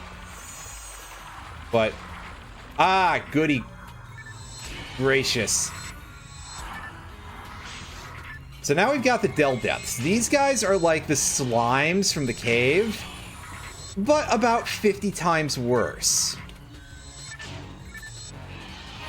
They attack you with that ice magic, which is very easy to get hit by. I believe they can freeze you with it too, which, you know, that's not great. That's not a very good prize. And as you may or may not have been able to tell, they zip around like they're on a, you know, just an entire 80s business meeting worth of cocaine. I don't like them. They're very hard to fight. And I want to say that they have like at least one or two really good drops in the vanilla version of the game. So if you want certain gear, you do have to farm them. And your options for that are understandably not great, but also it just sucks to do.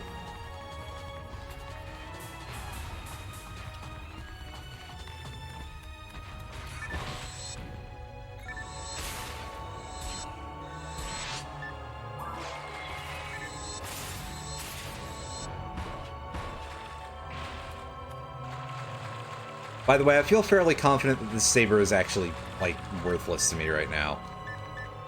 And probably the same with the slicer, but they're funny, so that's about all I need at any given time.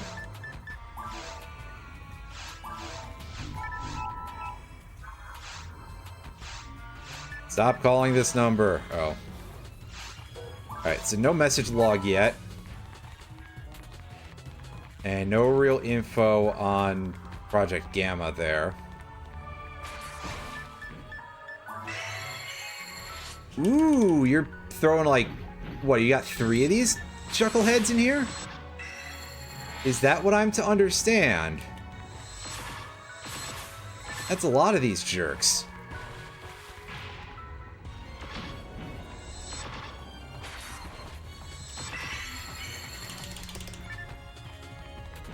Also, thank fucking goodness I can escape from a freeze again.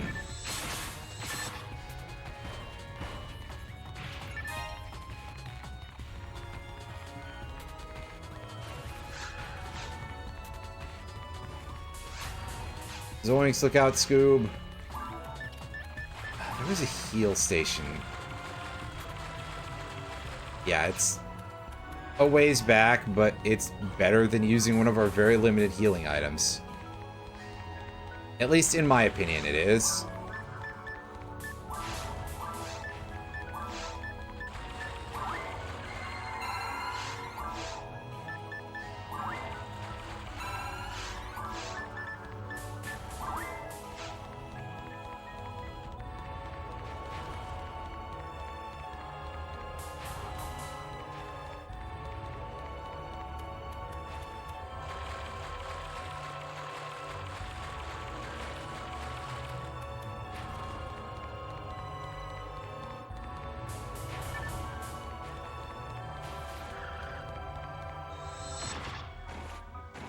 Oh, that's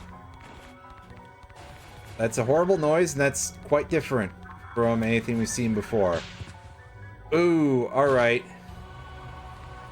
First of all, wow, that did over 100 damage to us. And second of all, the Delbiter, this thing is a big, angry dog horse that has mini-boss grade HP and at least drops a decent chunk of experience. They're not horrible enemies to fight, really, but they're not great, really.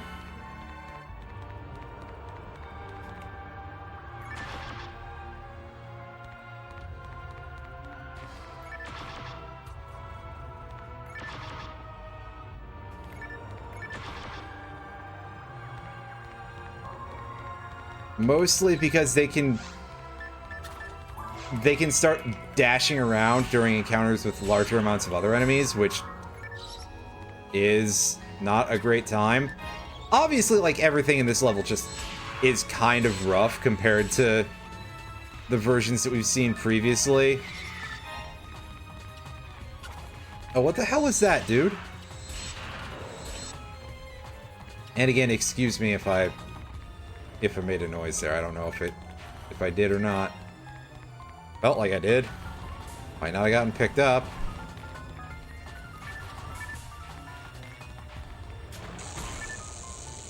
Oh, you're rude, game. But hey, it didn't paralyze us this time, which is quite rare. That up. Ah, boy, still a bunch of type 1 first stage, second stage, bleh. Not even type 1, it's number 2. I'm being an idiot here. Alright. Yeah, that's just doing that. Search log. Anything new to pick up? Yep. Get me that.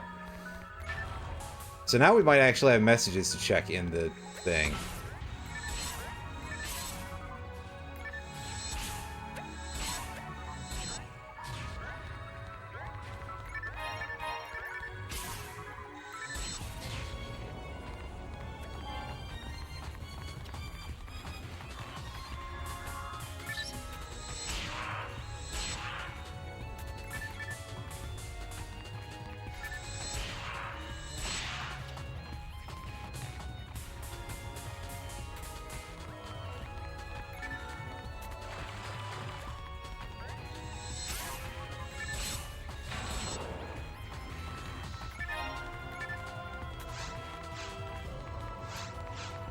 Here we go. Now we can probably get some more information.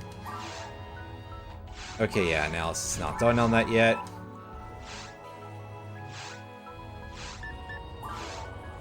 Message log 2. We missed one of them? Okay, let's see if we can go back and find that. Pioneer 2 carrying the remaining refugees. Yeah. Raided by the government. One condition I asked in exchange for donating my body for the experiment was to send a message to the government on Corral, the home world. The message was, suspend the second migration to the planet Regal. Should have known the message would never be sent. The people of Pioneer 2 will soon land without any knowledge of our current situation. I believe that there have been assassinations within the military. The military, sorry.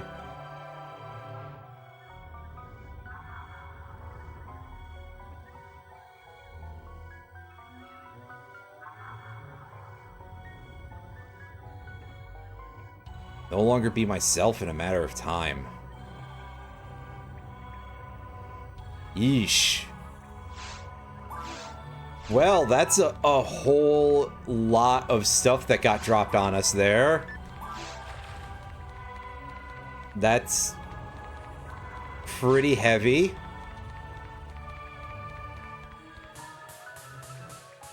I mean, of course they weren't going to stop sending the ship. The whole plot is that this was their only option. Or at least it was the only planet that they found that would work as such an option. But moreover, that the planet Corral was dying, so they had to send out to somewhere. And Regal was the first planet that they came across that would suit the needs to sustain life. So that's why they sent all their resources in this direction. But it doesn't seem to have worked out super well.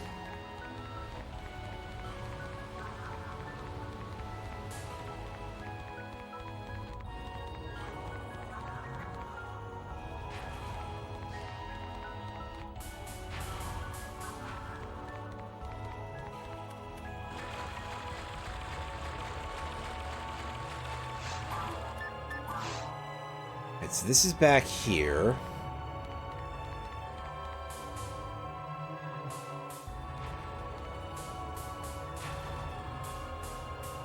In that room we were unable to go to any of the side paths, right? Because that requires us to get up a ramp that is blocked. Yes.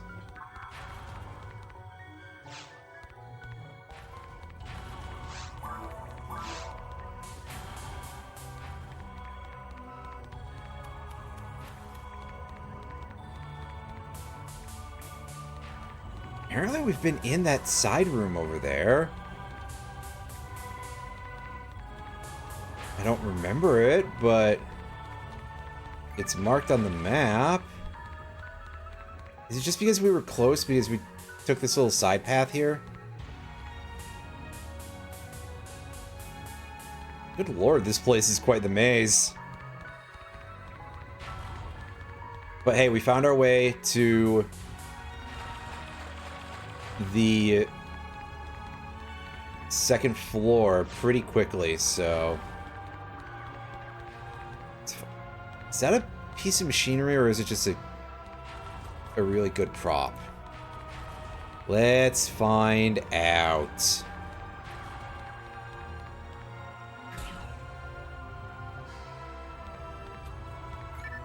Oh, yeah, that... We're able to check it for a second, yeah. Access, yeah. Search log. There we go, we found a thing. But we do still have more of the area to go check out.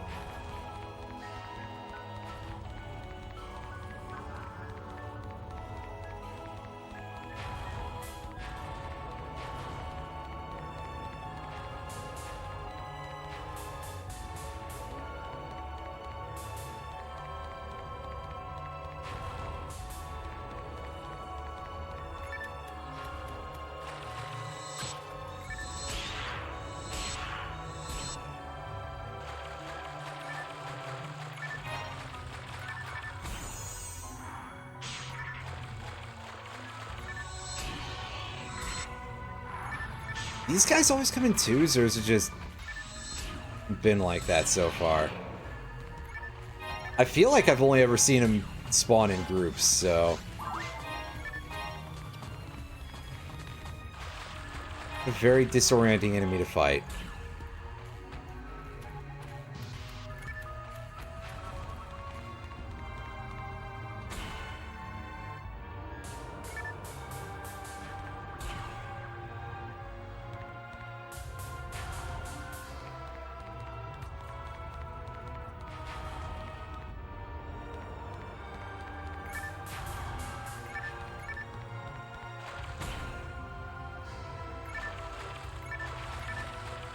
That's just garbage items, so meh.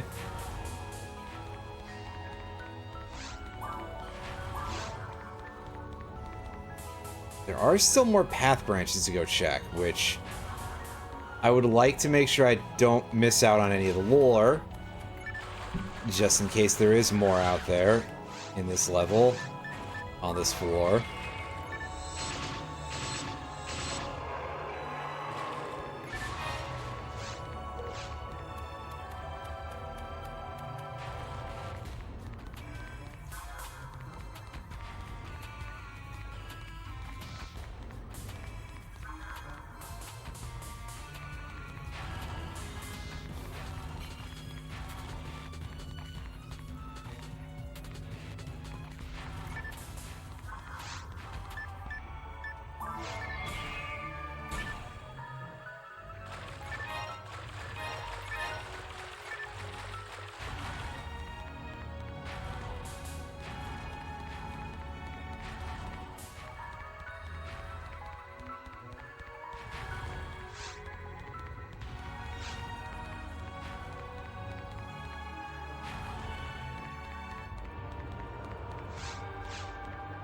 Oh, we're in a room with poison gas.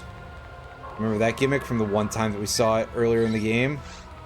Well, I believe the way to shut it off is quite far out of the way, so we're probably just gonna have to fight through it for now. And I'll have to remember to use healing items when my HP gets low. That's right, I'm gonna actually use my consumables in an RPG. I'm sure there's quite a few people who balk at the concept. Well, it's okay. These ones are very easily replaceable, and your carry limit is quite low.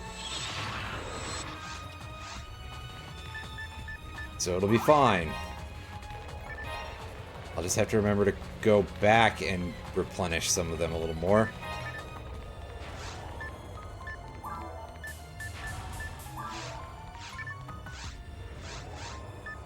Ooh, large amount of boxes here. So many so that I have to do 2 shots to clear it out, but we don't care about any of that crap.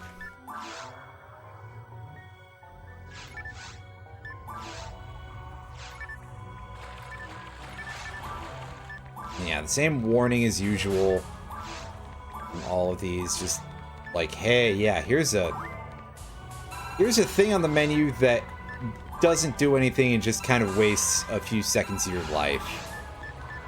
Very funny game. Very funny.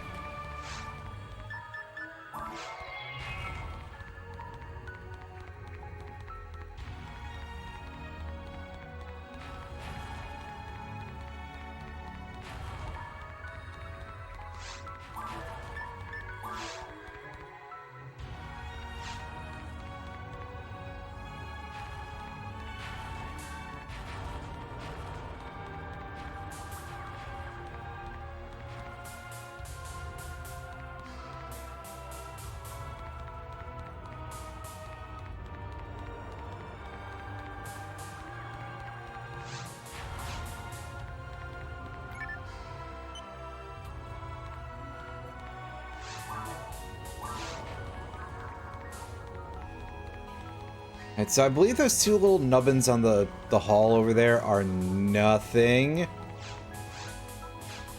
And by the hall, I mean the big wide hall. But I am going to go walk back and make sure.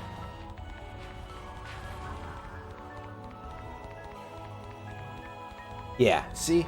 Nothing to be concerned about. So now we're done on this floor. We just have to get ourselves back downstairs. And now I have to look at the map to figure out how to do that. This way will do.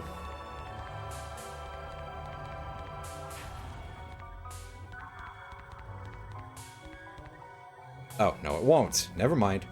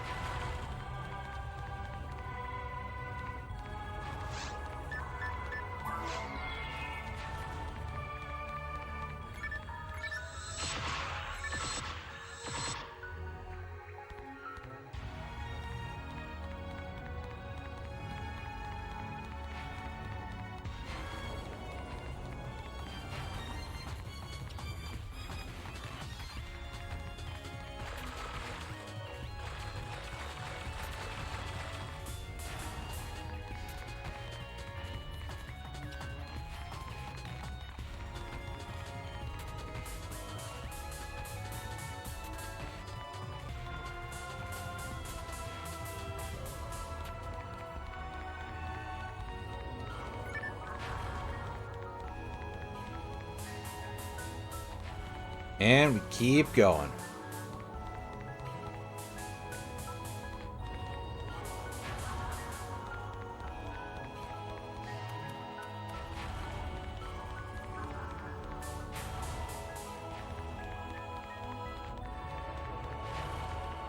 Should get us to heal. And then we can go leave.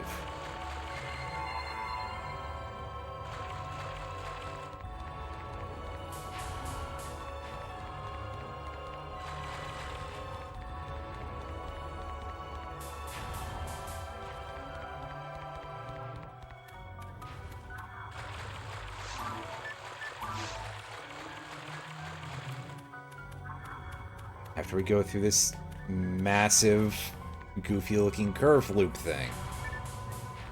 We can probably check here for story messages. Oh, there's more story. Yeah, he's dead. If it's the case, then who sent this?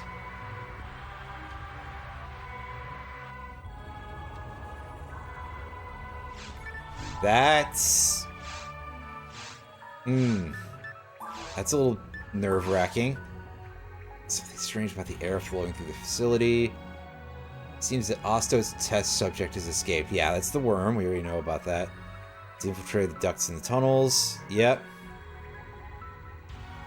Yeah, so this is just sort of drawing a bridge over a thing that we knew already from the side quests. Gallon's control AI has also been infiltrated. Yeah, I think we already sort of got an idea for that.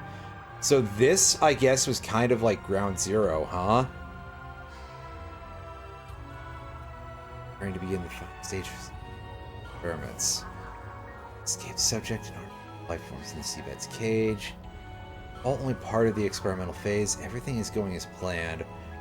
All this outrage will be forgotten when the experiment succeeds. They're planning to create the substance that makes the sub-life forms their own hands. There's one difference, though. They're using a human core in hopes of being able to control it. In other words, they're trying to make bio... Oh... You fucking idiots. Why would you think that would be a good idea? That's... Oh boy. Oh no. Oh god. Oh, this entire civilization. Oh, they screw themselves over by doing like the stupidest thing possible. How could Dr. Osto even think of creating an experiment like this? No kidding. No kidding, dude. Like, oh boy. Ooh.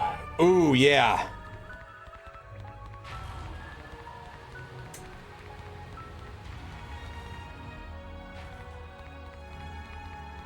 Welcome to every military and every science fiction story ever, I guess, but... Yeesh.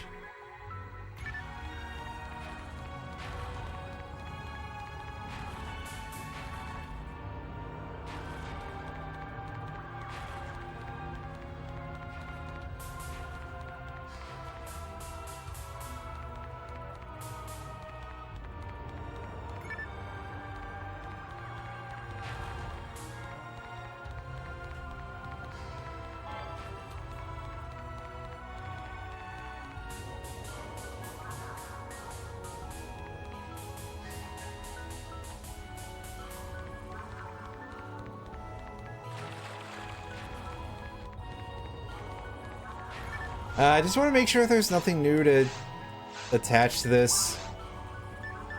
Oh, we've got some more going on here. Okay.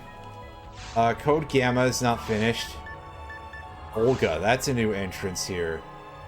Because we saw that as the name of the AI here. It's Eternals, you don't see this. Very autonomous AIs. Control the experimental facilities developed by Pioneer 1. Cal's another 3 AIs, yeah. Full name is Cal's, we already know that. End of Olga's operation record, it says, Olga AI core successfully implanted in test. Oh, that's... Gamma 119. Oh, boy. So on top of everything else,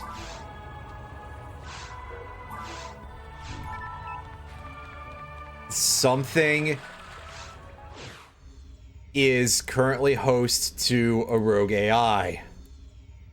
And you can probably guess at this point, judging by the monsters that we haven't seen log for, that Code Gamma will probably tell you something about Del Depth, Del Biter, because those are the dark type enemies, which means that they're D-cell based, so they are associated with the nastiness. You can probably at least figure this stuff out decently, but it is like, ooh boy, that's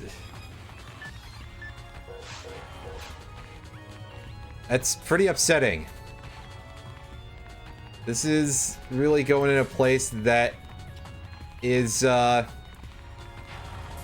it's not the same kind of like, oh, that's dark as episode 1, but on a similar level of just being like, oh boy, they fucked up to truly horrific results, and the amount of human experimentation and stuff involved. It is kind of upsetting. This lore is kind of dense and not even remotely great.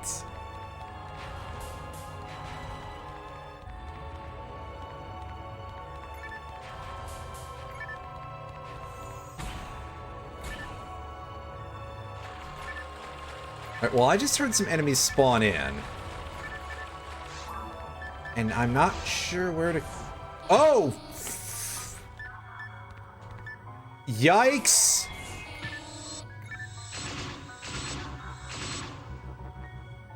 So, yes, Morphos. This is an enemy that has a shield on the backside of itself, which cannot be penetrated by attacks. And it will flip back and forth, and also, apparently, they just sort of appear behind you in hallways sometimes. That was a pretty scary spawn choice, actually, game. I kind of respect that, but also fuck you. Because, yeah. That got me and it freaked me out a little bit.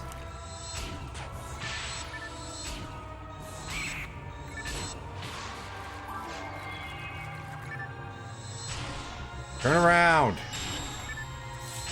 Well, it's stunned. So that's nice.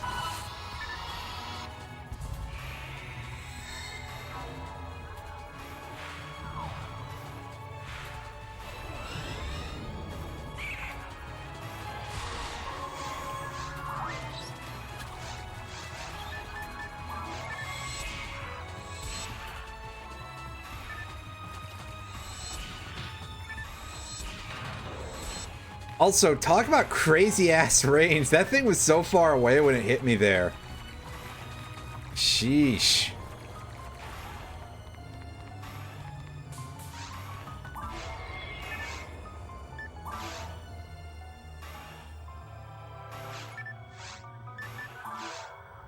Alright, check for log entries. Anything you feel like giving me, game, to try to pad this out the rest of the way. So where we can get all the deep, juicy lore here. And now that we've encountered the last enemy type, we should probably be able to get information about it from the cube. Anything? Yeah. Yes, looks like seawater has breached the wall somewhere. Must be going kind of slowly. But we're wrong. There was another layer under the lower level. A deep vertical hole extends downward from there. It's unclear what it was used for. That sounds like a trash chute. Or perhaps part of a drilling system. What gamma indicates... Okay, I'm going to reread that in a second. Just start over. Oops. Look at me overmashing. Indicates projects begun in the final stages of the experiment. The third projects with level gamma codes that were found in the records that can also be found in the facility now. Yeah, as we've seen, decellular sub-life forms. They're all dark types. Surprised nobody's like, that's fucked up over here, but Dull depth. Its movement is very slow when in humanoid form. They change their body shape in order to move. Get dramatically faster when they transform. No kidding. Morphos. Alright, yeah, this is the new one. Resembles a floating wall. Beware of its long-range laser attack. That's not much else you can tell. Attacks backside. It's a little hard to tell. Delbiter. Yeah, we've seen these. These guys are like the mini-boss. Not to get stepped on. I mean, that's a way to describe it. Personally, I prefer to think of it as getting run over, because that's basically what it is. Ooh, yeah, I see what you mean about we're getting some seawater infiltration here.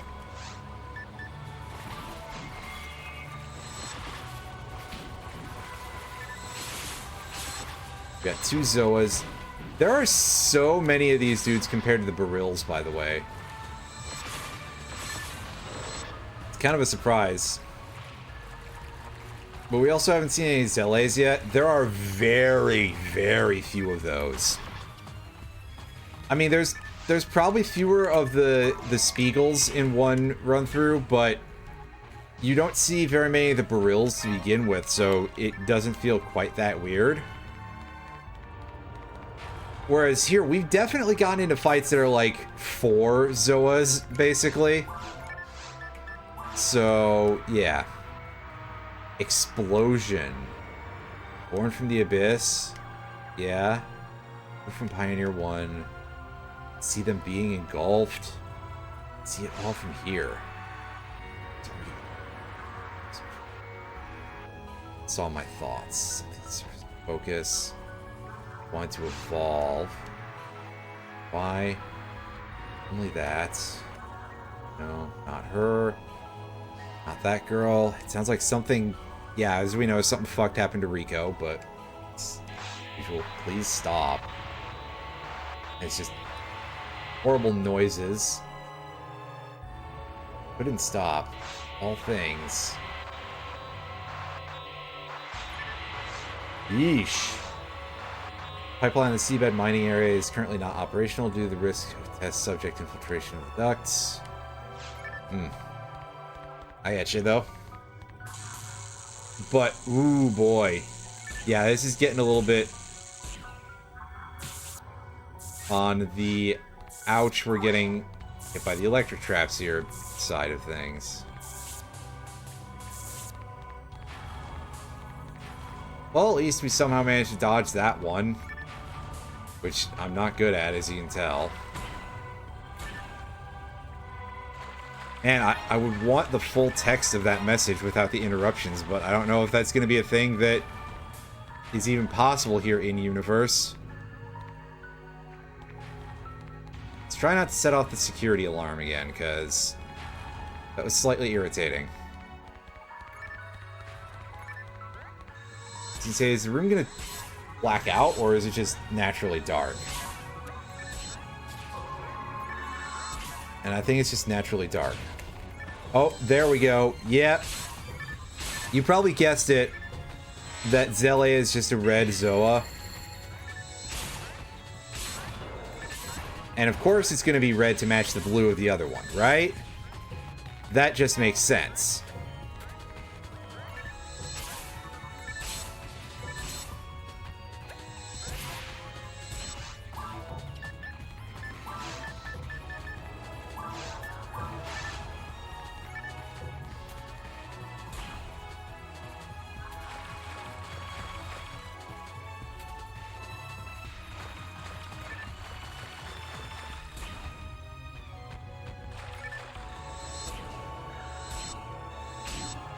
Oh god, oh. Yeah, we died. That's embarrassing.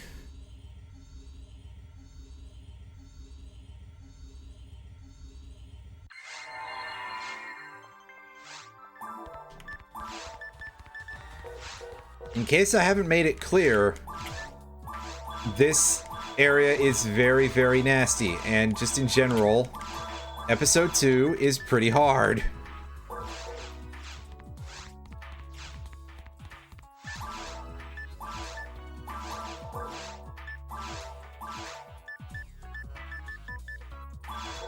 Take out a small chunk of change. Can we feed our mag? Yes.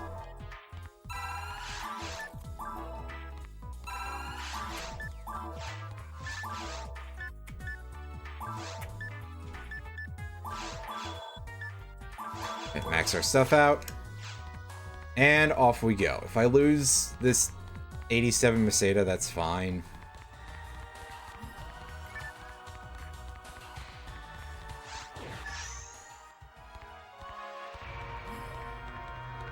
Ah, crap. Am I gonna have to walk all the way through?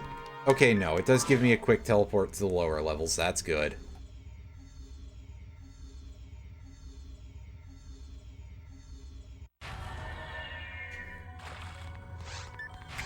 Remember to equip a weapon. And preferably don't step on the security devices like that again. Where am I going? Okay, yeah, I gotta re-loop here.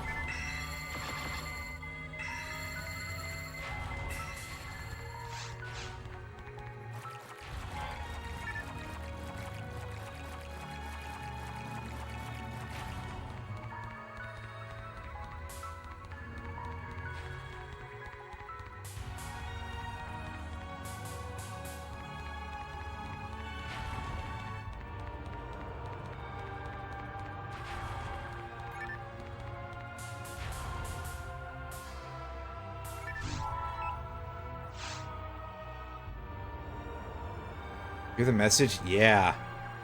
It wasn't a log, it was a previously recorded message, yeah. See, it was the first one received by... Just receive this now. This still time. Oh, it's cutting off. From below.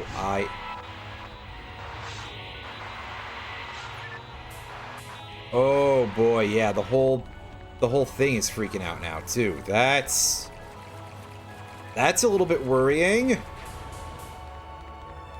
Something really fucked up is happening. At least story-wise.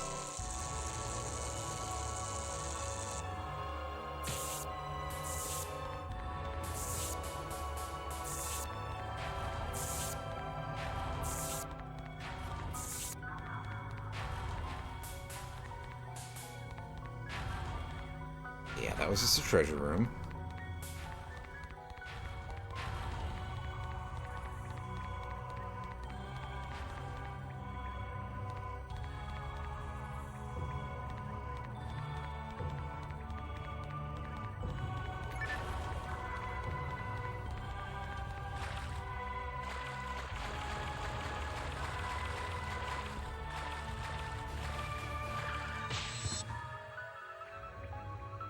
And it proceeds to make a sound at me like squealing brakes.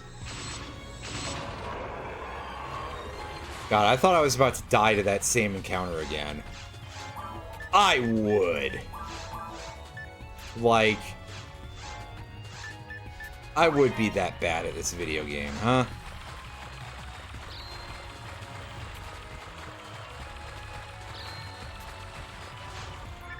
Okay, anything to say here? No. Oh, that makes me wonder if we're, like, actually super close to the end, because that would kind of be a place where it would make sense for that to happen. And in fact, I think that is what is supposed to happen, is that you're supposed to have the thing start freaking out right near the end. As, like, that sort of pre-boss fight jump scare a little bit.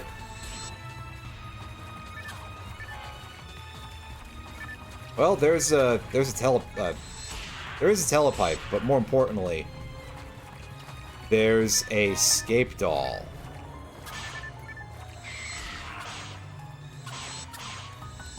Oh yeah, these guys have like a paralysis thing. I had forgotten about that entirely.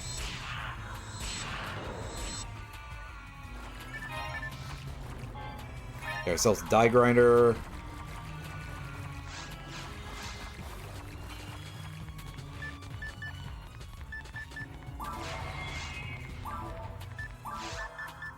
Go ahead and just use that on this thing.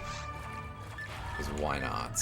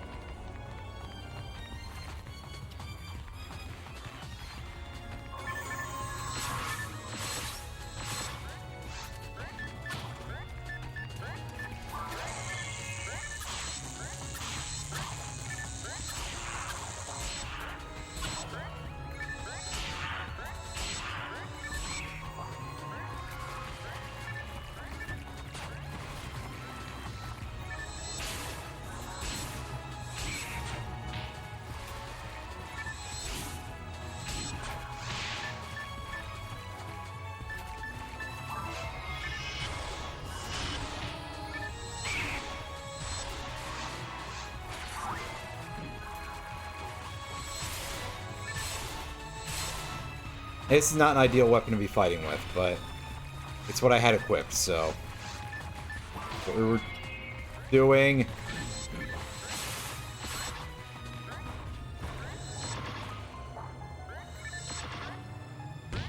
Ow.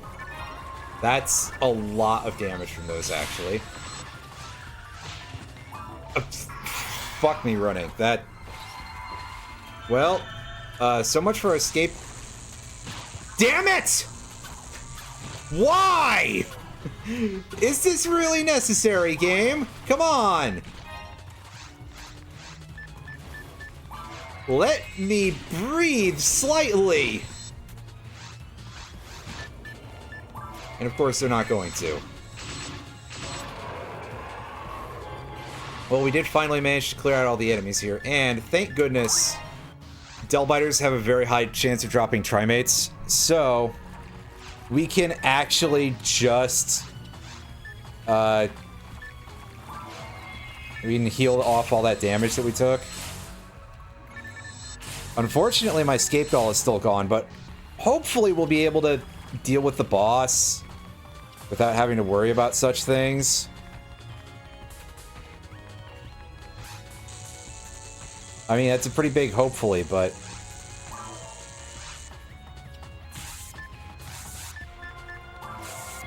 God, enough of the fucking shock traps, game. Especially because these ones are apparently set so low that I can't see them. Which is slightly obnoxious. Alright, so we've seen one of these pillars be a terminal before. You have anything to say this time? Yes. Seawater hazard from cage beta 6:30 in research facility. Yeah. Right.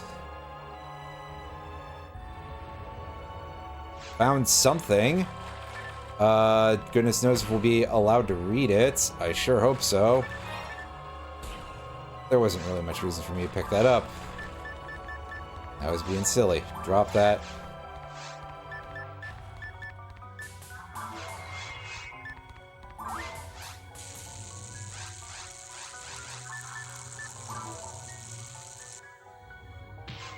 Fucking hell.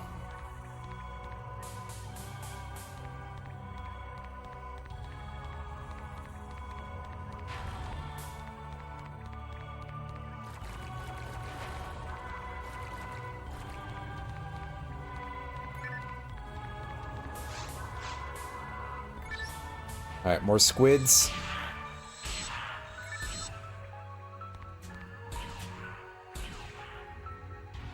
Hey, at least they're giving me a simple enemy to face here, not another... Oh. Well, here's another Zele, so that's... Oh god, it disarmed me.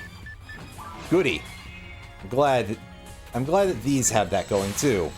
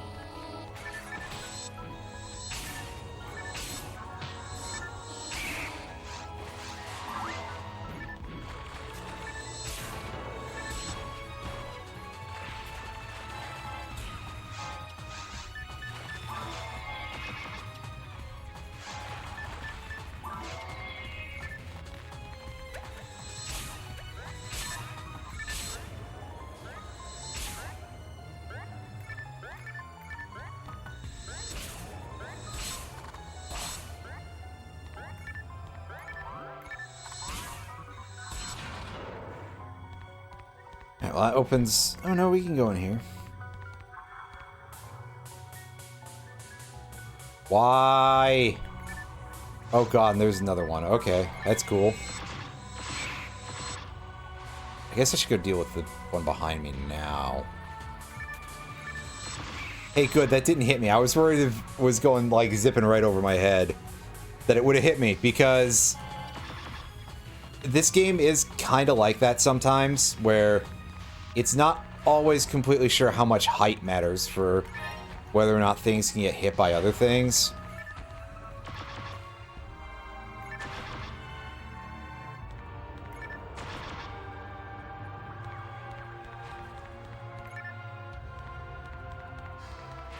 Okay, this has to be the way to actually go, so I'm backing it up a little bit here.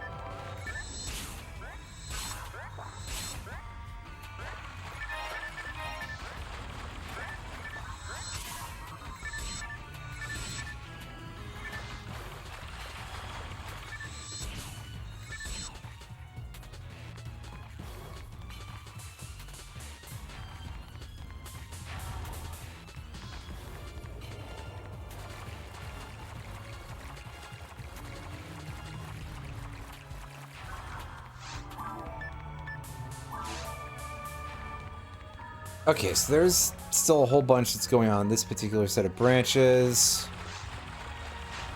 I'm gonna go check the top area here. And maybe this'll... No, this is just gonna lead me over the chests over on this side, right? Or... Yeah, okay, there are chests. I was like, was it just Rico boxes? But I think it's... Yeah, there's, like, actual items here. They're not very useful to me, but they exist.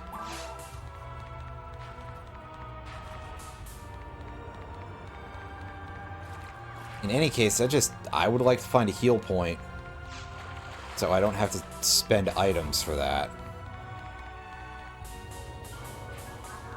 Because admittedly, I'm burning through my monomates pretty quickly, and that's something that I can't really buy anymore. I mean, I guess I could be using dimates and stuff. I also kind of don't want to telepipe again, is another big part of it, until we reach the boss. At which point, of course I will, but before that, not so much. And here we are. Here's our heal. Very good. Now let's get back over there and hopefully not get run over by the giant stupid dog things. Because I'm sure that we'll have to face a couple of those at some point.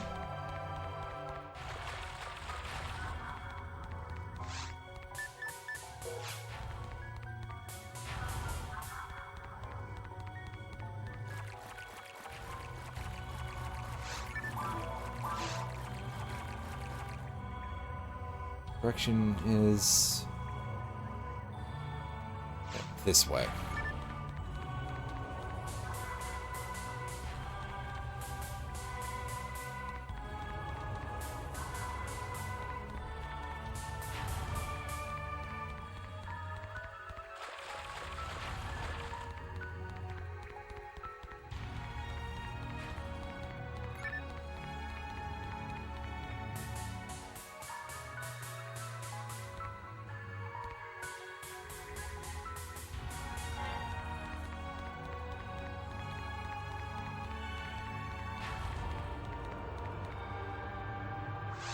Pause and just arrange this.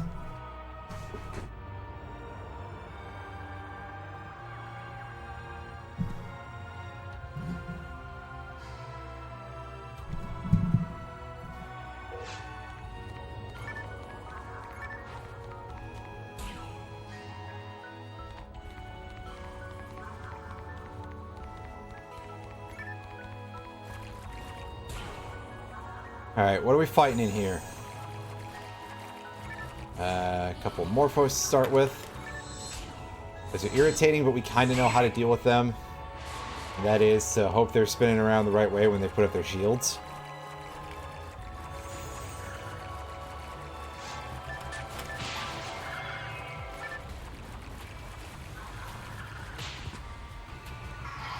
Ow.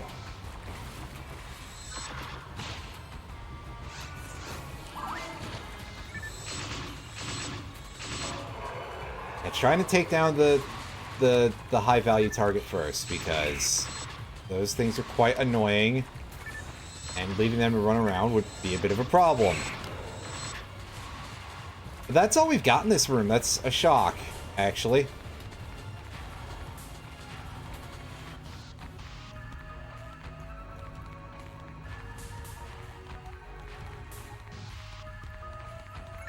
Anything at this terminal? I am powerless yet. Have everything. It's Dark Abyss. I wait. Savior of. Red Captive Child. Destruction. At the bottom of this. Wait. Wait. Cliff. Plow.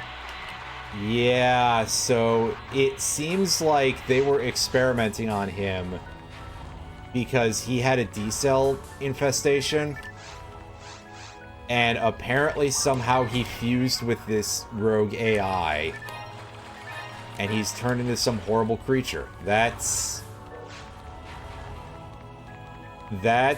really weird.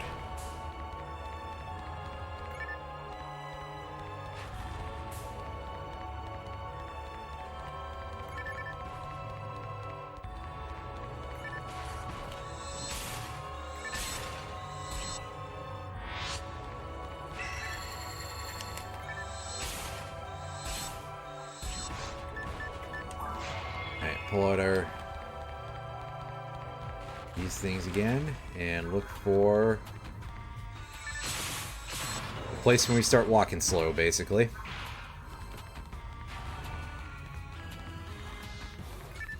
Okay, yeah, another cube here.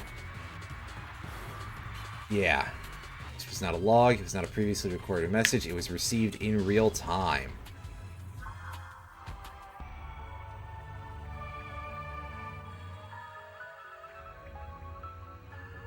Yeah, it's labeled elevator shaft. Below. Unknown. Alright, so... Again, we cannot go in there and read that last piece of data log that we found in the one location. Going to have to assume that there's nothing there.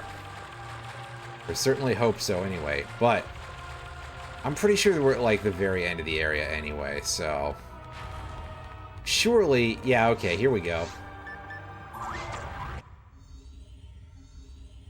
Here's our boss chamber. But first, we're going back to town for a bit of a refill and in everything else.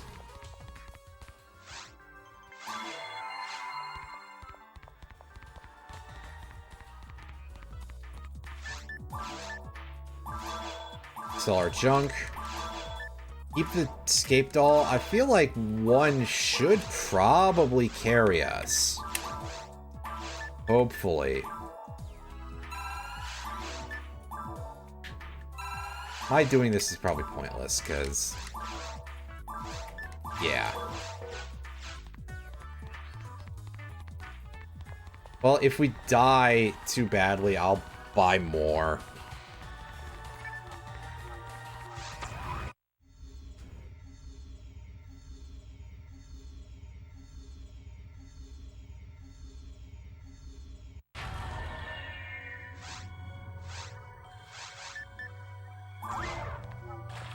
Alright, throw down a telepipe and into test subject disposal area.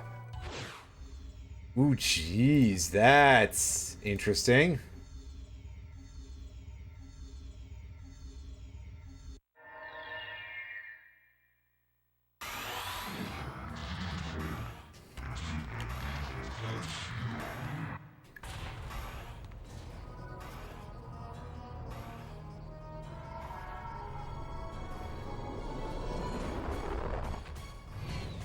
Yikes, that is something, all right. All right, welcome to the final boss of episode 2. This is Olga Flau. We're probably going to be able to, like, speed through this decently, because while it's gonna have some HP, we have good sources of damage. On the other hand, it does have, like, really crusty-ass movement patterns. Holy shit, the damage. That's insane. I do not know how to fight this thing offhand, so... Truth be told, maybe I should be trying something that will let me hit it at angles a little better, because... of how much of its shitty lateral movement is going on. Oh, that... Okay, so this, I'm quite confident, is a thing that goes that fast. That's pretty ridiculous. I don't know how you would avoid that.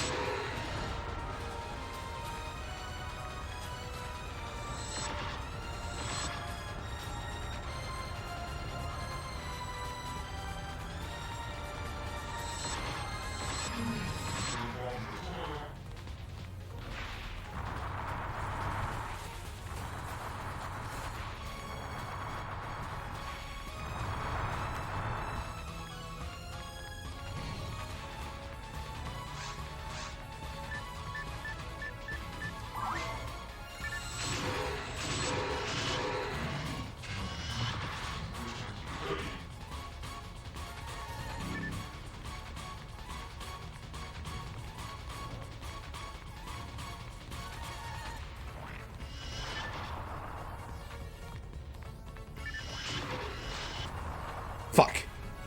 Well, there goes our one auto revive, so basically just don't do that anymore. I just need to try to keep my eye on this thing. I'm switching to the photon launcher so that way I can have some semblance of an attack range. Oh, hey, look, it was one hit away. If only it had gotten hit by one of the extra bullets that I saw him miss. That is a very unfriendly boss. That's like, ooh. That requires a lot of, you'd have to do a lot to learn that. But obviously I know that there's more to it. So let's see what it's got in phase 2.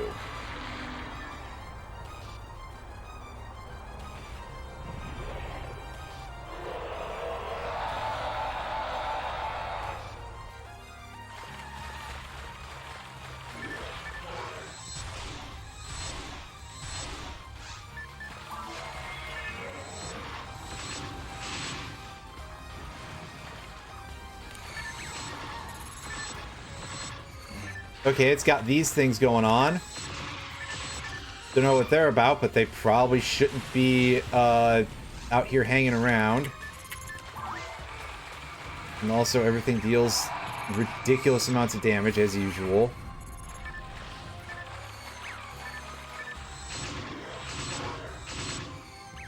I'm going to try to just focus my attention on the main man here.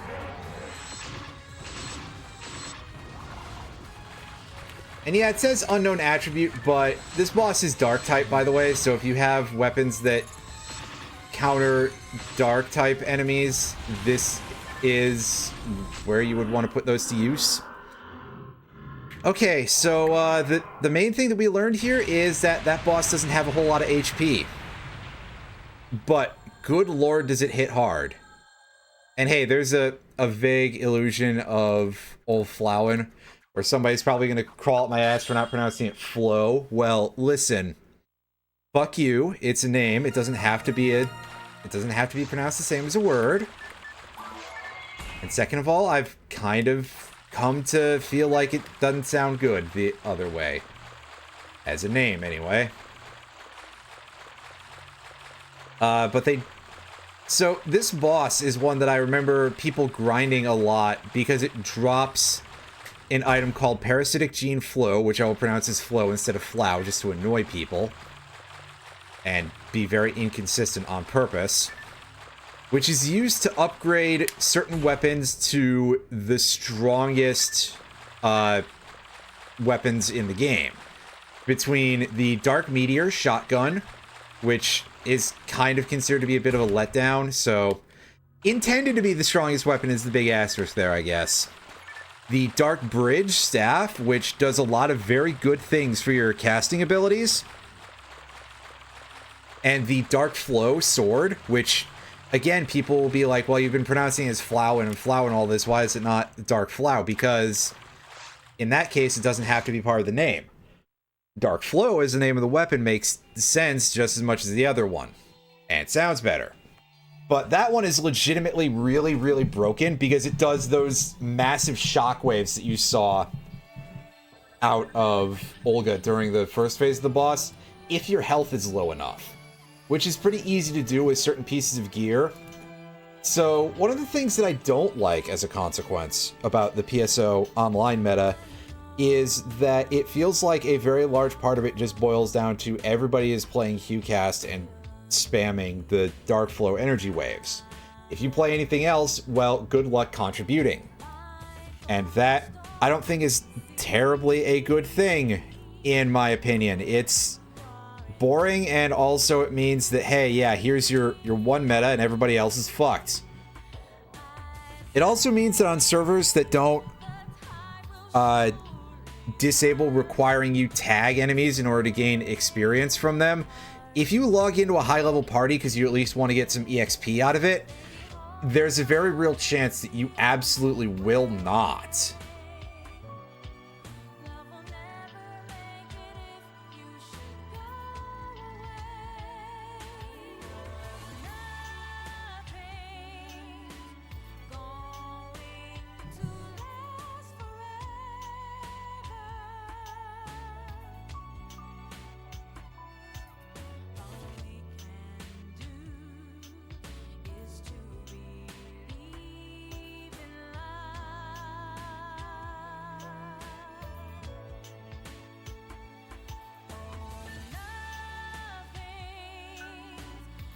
So, yeah, with all that out of the way, this is probably some of the last PSO content that we will see for a minute.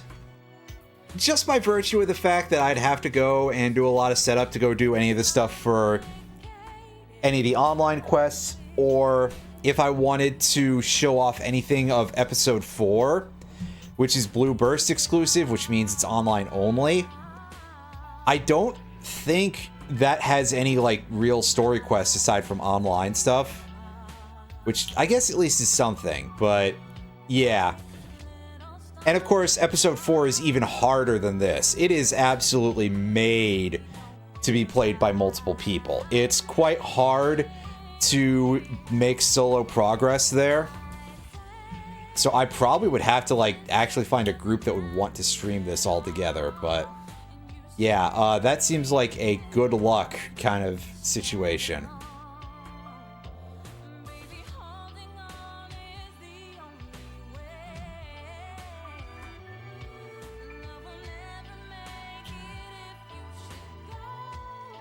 But yes, I do not know when or if I will even try to get set up for that. This ended much sooner than I thought it would, so I'm not completely sure what things are going to look like for the next game or so, because, yeah, the odds are good that I'll probably do some other sort of one-off tomorrow and then start a new game on Monday, with Thursday and Wednesday. Thursday and Friday being otherwise kind of normal. Something that I can do with a minimum of thinking about, because I kind of want to start doing something on Thursday that's going to require a little bit of heavy lifting technically to get everything all together there. So, yeah, there may be a little bit of me griping, basically getting that together, but yeah. I also probably should finish setting up the edit for my video before I go to sleep tonight, so that way I can just render that on Wednesday morning and then have that ready as soon as, because I'm kind of butting up against the timer that I've set for myself here, but then again, the timer I set myself was not very far in the future. Whatever, I am quite close though, so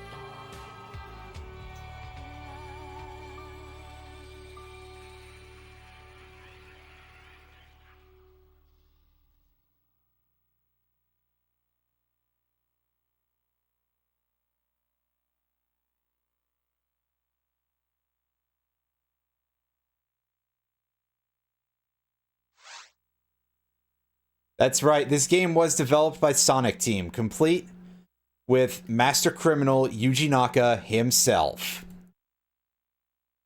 After all, he did work on the original Phantasy Star games back on the Master System and Sega Genesis.